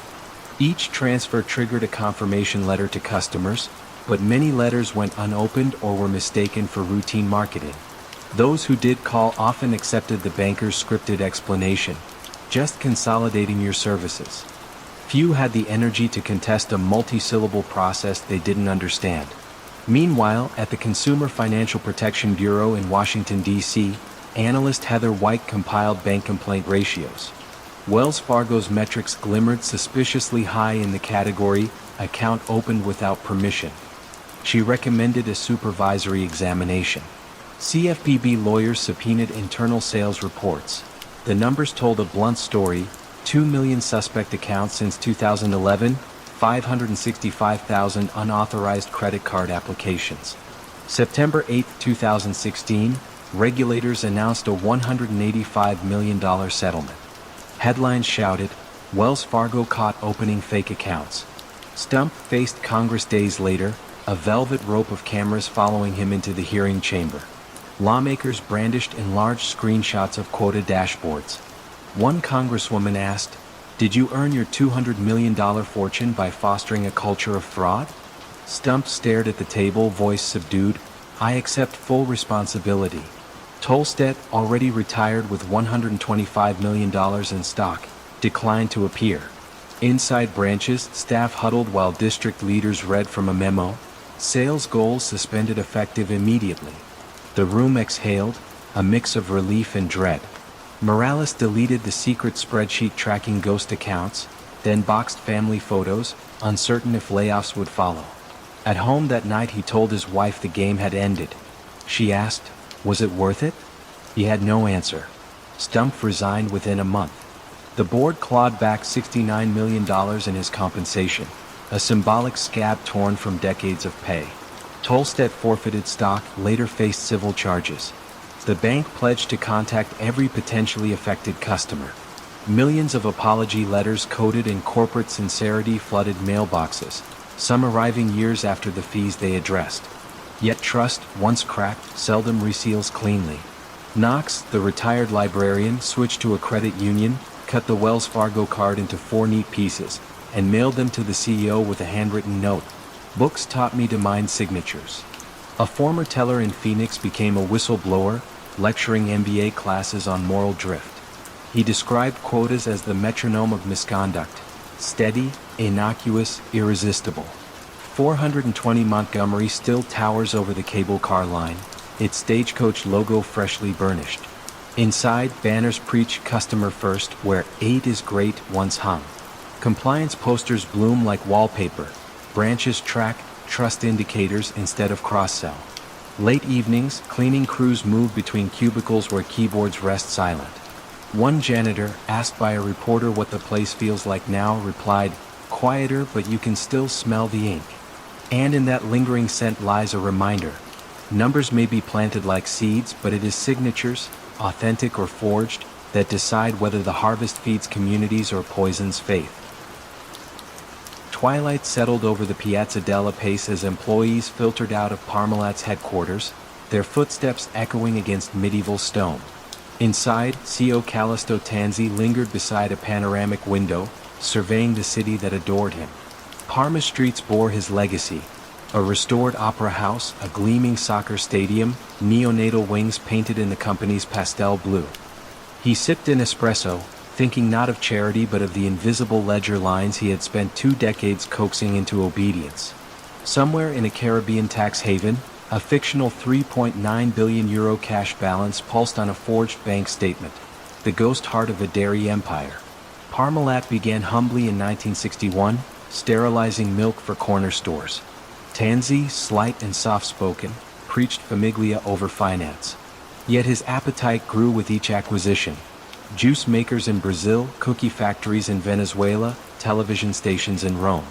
Investment bankers applauded the globalization of Italian nostalgia. Analysts coined the phrase white gold to describe Parmalat's accruals, unaware much of the gold was ink. By the late 1990s, interest payments on Tanzi's debt spree eclipsed operating cash. Chief Financial Officer Fausto Tana proposed a remedy: raise capital through shell companies that secretly funneled money back to Parma. One entity, Bonlat Dairy in the Cayman Islands, existed only on letterhead and a rented post office box. Yet its bank account at Bank of America, fabricated using Photoshop and a friendly auditor, appeared flush with billions. Credit rating agencies, dazzled by liquidity ratios, stamped Parmalat as investment grade. Debt dealers cheered, Tanzi exhaled. Quarter after quarter, Tana refreshed spreadsheets, moving losses off balance sheets through a carnival of contratti pronti contro termine, repurchase agreements dressed as revenue. If regulators called, he buried them under Italian accounting standards thick with loopholes. A Deloitte junior auditor once flagged discrepancies in intercompany invoices. His manager overrode the note, citing cultural nuances in Latin subsidiaries. The phrase became office shorthand for "don't look further." Meanwhile, a young hedge fund analyst in London, Neil D'Souza, noticed something odd. Parmalat's reported cash exceeded the combined deposits of all Italian banks capable of holding it. He built a model showing free cash flow perpetually negative while dividends flowed like cream. His fund placed a modest short, expecting the market to catch up. It did not. Colleagues joked he was lactose intolerant. November 2003, Milan. Tanzi met with Merrill Lynch bankers about issuing a €500 million bond. As part of routine due diligence, the bank requested direct confirmation of the Cayman account. Tanzi's team faxed a single page on Bonlat letterhead, stamped with a blurry Bank of America logo and signed by a Mr. D. Walker. The bankers, uneasy, insisted on independent verification. Phone calls ricocheted from New York to Nassau before landing in Charlotte, where the real Bank of America compliance office replied, "We have no such account."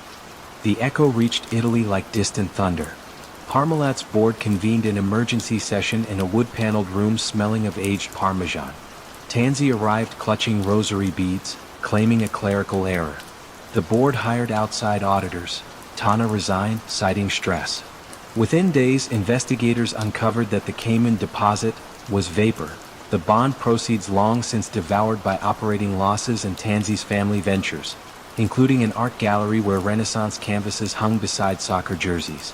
On December 19, 2003, Parmalat defaulted on a €150 million note, the first missed payment in its 42-year history. Trading halted in Milan. Employees refreshing computer screens saw their retirement shares freeze mid-flicker. Outside factories in Collecchio, truck drivers queued with tankers full of milk suddenly worth less than diesel. Television crews arrived, branding it Europe's Enron, though villagers simply called it La Grande Bugia, the big lie. Italian magistrate Francesco Greco moved quickly, raiding Tanzi's villa at dawn. Police cataloged wine cellars, marble statues, a private chapel lined with gold leaf. Tansy, wrapped in a cardigan, surrendered quietly. In Rome, Pope John Paul II expressed sorrow for workers facing unpaid wages, a rare papal note on corporate fraud. Newspapers paired the pontiff's concern with photographs of Tansy receiving Vatican knighthood months earlier, medals gleaming above a balance sheet already hollow. Court proceedings revealed a Byzantine tapestry, 272 offshore entities, fake trades in powdered milk, auditors bribed with Caribbean junkets. Tana testified that whenever cash ran short, they simply created more bond lab. He described board presentations where negative numbers flipped to positive between espresso and biscotti. Jurors listened, equal parts aghast and entranced by the banality of such grand deceit. Sentencing arrived in December 2008. Tansy received 10 years, later extended to 18 after appeals. He addressed the court briefly, voice trembling, "I only wish to build something beautiful for Italy." Outside, former employees held placards reading, "Illinois latte nostro, the milk is ours." Many had remortgaged homes to buy company shares, urged on by local priests who trusted the hometown hero. Parmalat entered extraordinary administration, eventually sold to France's Lactalis. Factories reopened under new signage. The milk flowed again, though the taste, some workers swore, felt different, thinner, wary. In London, D'Souza's fund collected its short profit, modest compared to the €14 billion hole left in creditor ledgers, but enough to buy himself a cappuccino machine. He never added sugar. Fraud alone sweetened the memory. Years later, tourists in Parma still photograph the Tansy-funded opera house, unaware its velvet seats once cost pensioners their savings. Evening light glints off its facade, warm and deceptive. Locals pass by, carrying groceries, conducting life amid reminders that even milk, symbol of purity, can curdle when ambition shields itself with phantom signatures and offshore mist. And if you stand outside the closed gates of the old headquarters at dusk, you might hear the faint clink of empty bottles on a conveyor that no longer runs, a whisper of all the numbers poured down the drain, and the lingering question, how did so many sip the illusion without ever tasting the sour underneath? Berlin's Tiergarten lay hushed beneath a silver dawn when Klaus Volkert keyed his badge at Siemens' sleek corporate apartment complex. The former engineer, now a project liaison, had flown in from Sao Paulo for what the calendar simply labeled Special Finance Coordination. A briefcase in hand, he crossed the marble lobby where abstract sculptures suggested endless possibility. Upstairs, behind a door marked Abteilung CF4, a more concrete arithmetic awaited. The latest schedule of covert payments marked for ministries, consultants, and cultural liaisons from Caracas to Cairo. Siemens, Germany's century-old titan of turbines and rail systems, prized order above all. Yet within the vast org chart a hidden division, nicknamed the Business Development Fund, handled the messy variable known as influence. 3 managers controlled it, each reporting to another whose title obscured the trail. Volkert's job was simple: convert clean euros into discreet bribes that greased contracts overseas, then bury the tracks in paperwork so tidy auditors mistook vice for logistics. The operation's heartbeat in a nondescript server room near Munich. There, accountant Gerland Weber maintained a spreadsheet labeled Consult 32. Rows listed shell firms in Liechtenstein, the Isle of Man, and Dubai. Columns showed code words, project quartz, ibis, Nile, and transfer amounts rounded to pleasant numbers like €499,980, always shy of compliance thresholds. Weber never asked why the sums moved. She believed questions dulled promotions. Still, when she paged through reports at night, she sometimes pictured the money as light slipping through shutters, illuminating rooms she would never see. Across the Atlantic, US SEC lawyer David Burrows reviewed filings of foreign issuers. Siemens's profit margins fascinated him. Steady regardless of currency swings, seemingly immune to tender delays that plagued rivals. He noted a line item: consultancy services, €420 million. The note referenced CSCs, commercial support consultants, without naming them. Burrows pinned the page to a corkboard already crowded with others bearing the same strange footprints. Big bids won by Siemens in countries ranking low on Transparency International's index. September 2003, Athens. The Greek government raced to finish Olympic infrastructure, awarding a €1 billion security system contract to a Siemens-led consortium. Local journalist Dina Petros traced rumors of envelopes exchanged at rooftop restaurants overlooking Syntagma Square. She published a piece titled Silver Medals in Brown Envelopes. Siemens's press office dismissed it as conspiracy.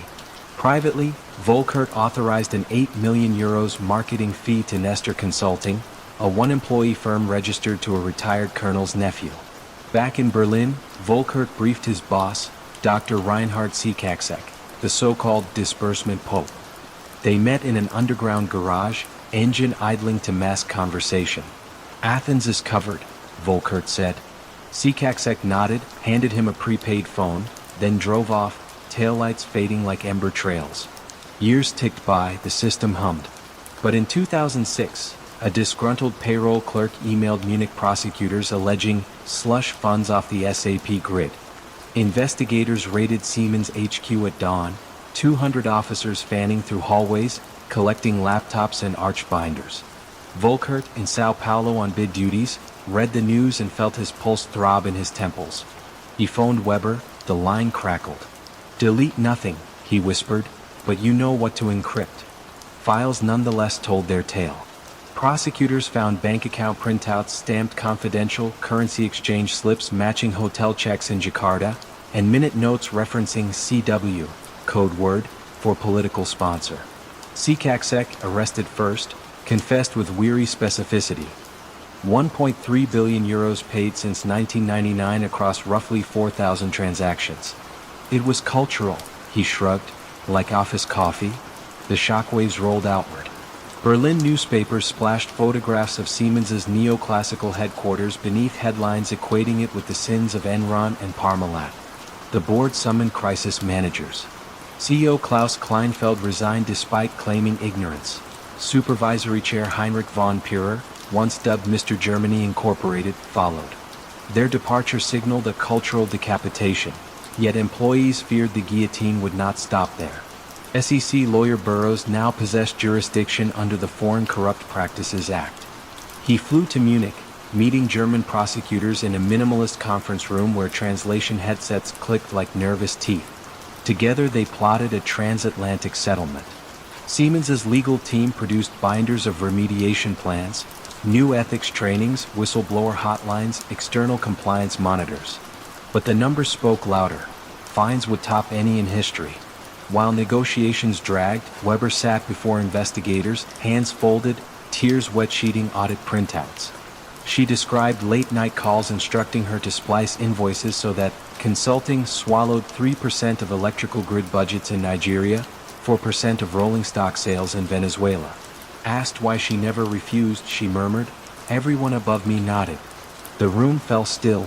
Complicity often sounds like silence. December 15, 2008, the verdict. Siemens would pay $800 million to U.S. authorities and €600 million to German ones, admitting systematic bribery across multiple continents. The company installed an ex-Interpol official as chief compliance officer. Thousands of managers attended ethics seminars where slides quoted Hannah Arendt on banal evil. In staff cafeterias, jokes about special discounts evaporated, replaced by quiet uncertainty over pensions tied to tumbling shares. Volkert received a 2-year suspended sentence for cooperating. He moved to a small Bavarian town, tending a garden he irrigated with monastic precision. Sometimes a reporter tracked him down. He always declined interviews, citing non-disparagement clauses. Weber joined a non-profit teaching financial literacy, though she avoided discussing her past. "I count seedlings now," she told a friend. "They don't falsify receipts." Siemens, chastened, pivoted to renewables, rebranding with a shade of green that marketing dubbed Integrity Emerald. Analysts predicted recovery. Industrial clients still needed turbines. Yet beneath the Brandenburg sky, the scandal lingered like diesel fumes on a calm morning. Each tour group that passed the Tiergarten headquarters saw towering glass walls and presumed transparency, unaware that once behind those panes, money had shapeshifted into influence, then into contracts, then back into money, leaving only faint fingerprints on wire transfer advice slips. In the end, the turbines kept spinning, trains still glided over rails, but a lesson word alongside their motors. Even the finest engineering cannot outbuild the moral load on its foundation. And somewhere in a quiet office, a compliance officer now clicks through payments in real time, watching for anomalies that look almost innocent.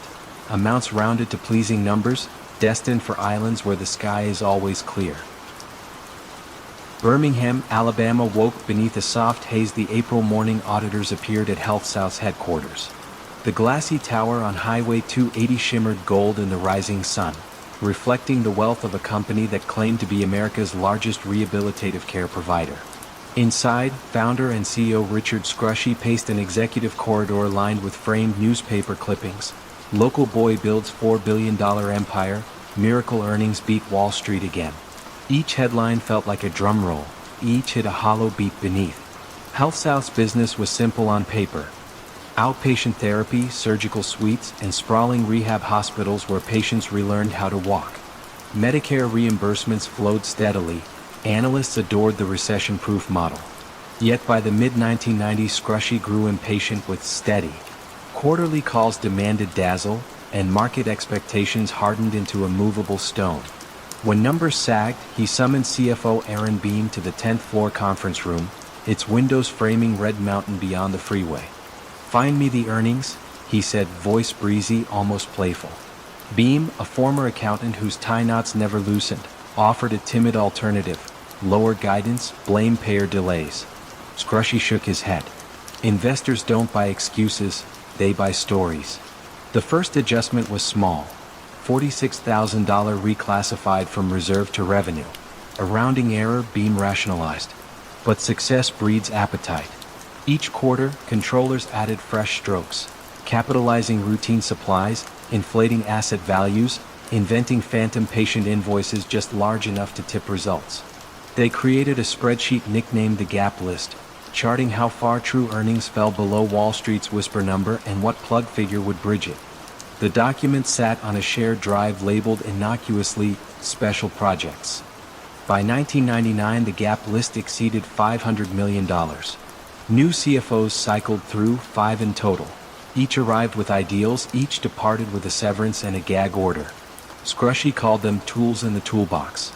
Meanwhile, he performed as Birmingham's benevolent monarch, funding high school stadiums, gifting churches trumpets for their choirs, hosting a Christian music television show where he strummed guitar under studio lights. Congregations saw a philanthropist. Auditors saw only the polished lobby. Few glimpsed the backstage math. One person did. Weston Smith, controller turned CFO number 5, spent nights reconciling subsidiary ledgers that refused to align with central books. He confronted accounting director Bill Owens, who slid a binder across the desk. Inside, Smith found dozens of manual journal entries posted on the final day of each quarter, always miscellaneous, always crediting revenue. Owens spoke quietly, "It's above my pay grade." The phrase landed like a gavel. Smith's conscience cracked in stages. First came restless sleep, then conversations with his wife at the kitchen table, both whispering so children upstairs wouldn't hear. He contacted a lawyer who suggested the FBI. Smith hesitated. The company employed 40,000 people, its stock nested in local pension funds. Whistleblowing felt like setting a controlled burn in dry forest. Still, the truth smoldered. In Washington, D.C., SEC investigator Tammy Whitten had begun mapping anomalies in HealthSouth's filings. Identical margins quarter after quarter, suspiciously round revenue increments, depreciation schedules that defied industry averages. She contacted the Birmingham FBI field office, requesting field cooperation. Agents code-named the inquiry Operation Southpaw. Smith finally called the FBI from a pay phone in a grocery store parking lot, hands shaking so hard he dropped his coin. He agreed to wear a wire. Over several months he recorded meetings where Owens and others discussed cooking the numbers, referencing Scrushy as the master chef. In one tape a finance VP joked, "If Medicare ever audits, we'll all need rehab." March 18, 2003, 6 a.m. agents swept into corporate headquarters, seizing hard drives, emptying file cabinets. Employees watched wide-eyed as boxes labeled Gap Backup vanished down elevators. Scrushy, in Texas filming an episode of his TV show, received a terse call: "The feds are inside." He chartered a jet home, cell phone buzzing with board members demanding clarity none of them possessed. That afternoon Health South issued a terse statement admitting possible accounting irregularities, totaling $1.4 billion. The share price, once $30, collapsed to pennies and hours, delisted days later. Retirement dreams across Alabama withered like kudzu under frost. In the rehab wards, therapists rolled wheelchairs past televisions blaring the scandal, patients' exercises pausing mid-step. 15 former executives pled guilty, including Smith and Owens, detailing a scheme that ballooned to $2.7 billion. At the time, the largest accounting fraud on U.S. soil after Enron and WorldCom. Prosecutors framed Scrushy as the architect. Defense lawyers painted him as an inspirational leader betrayed by subordinates.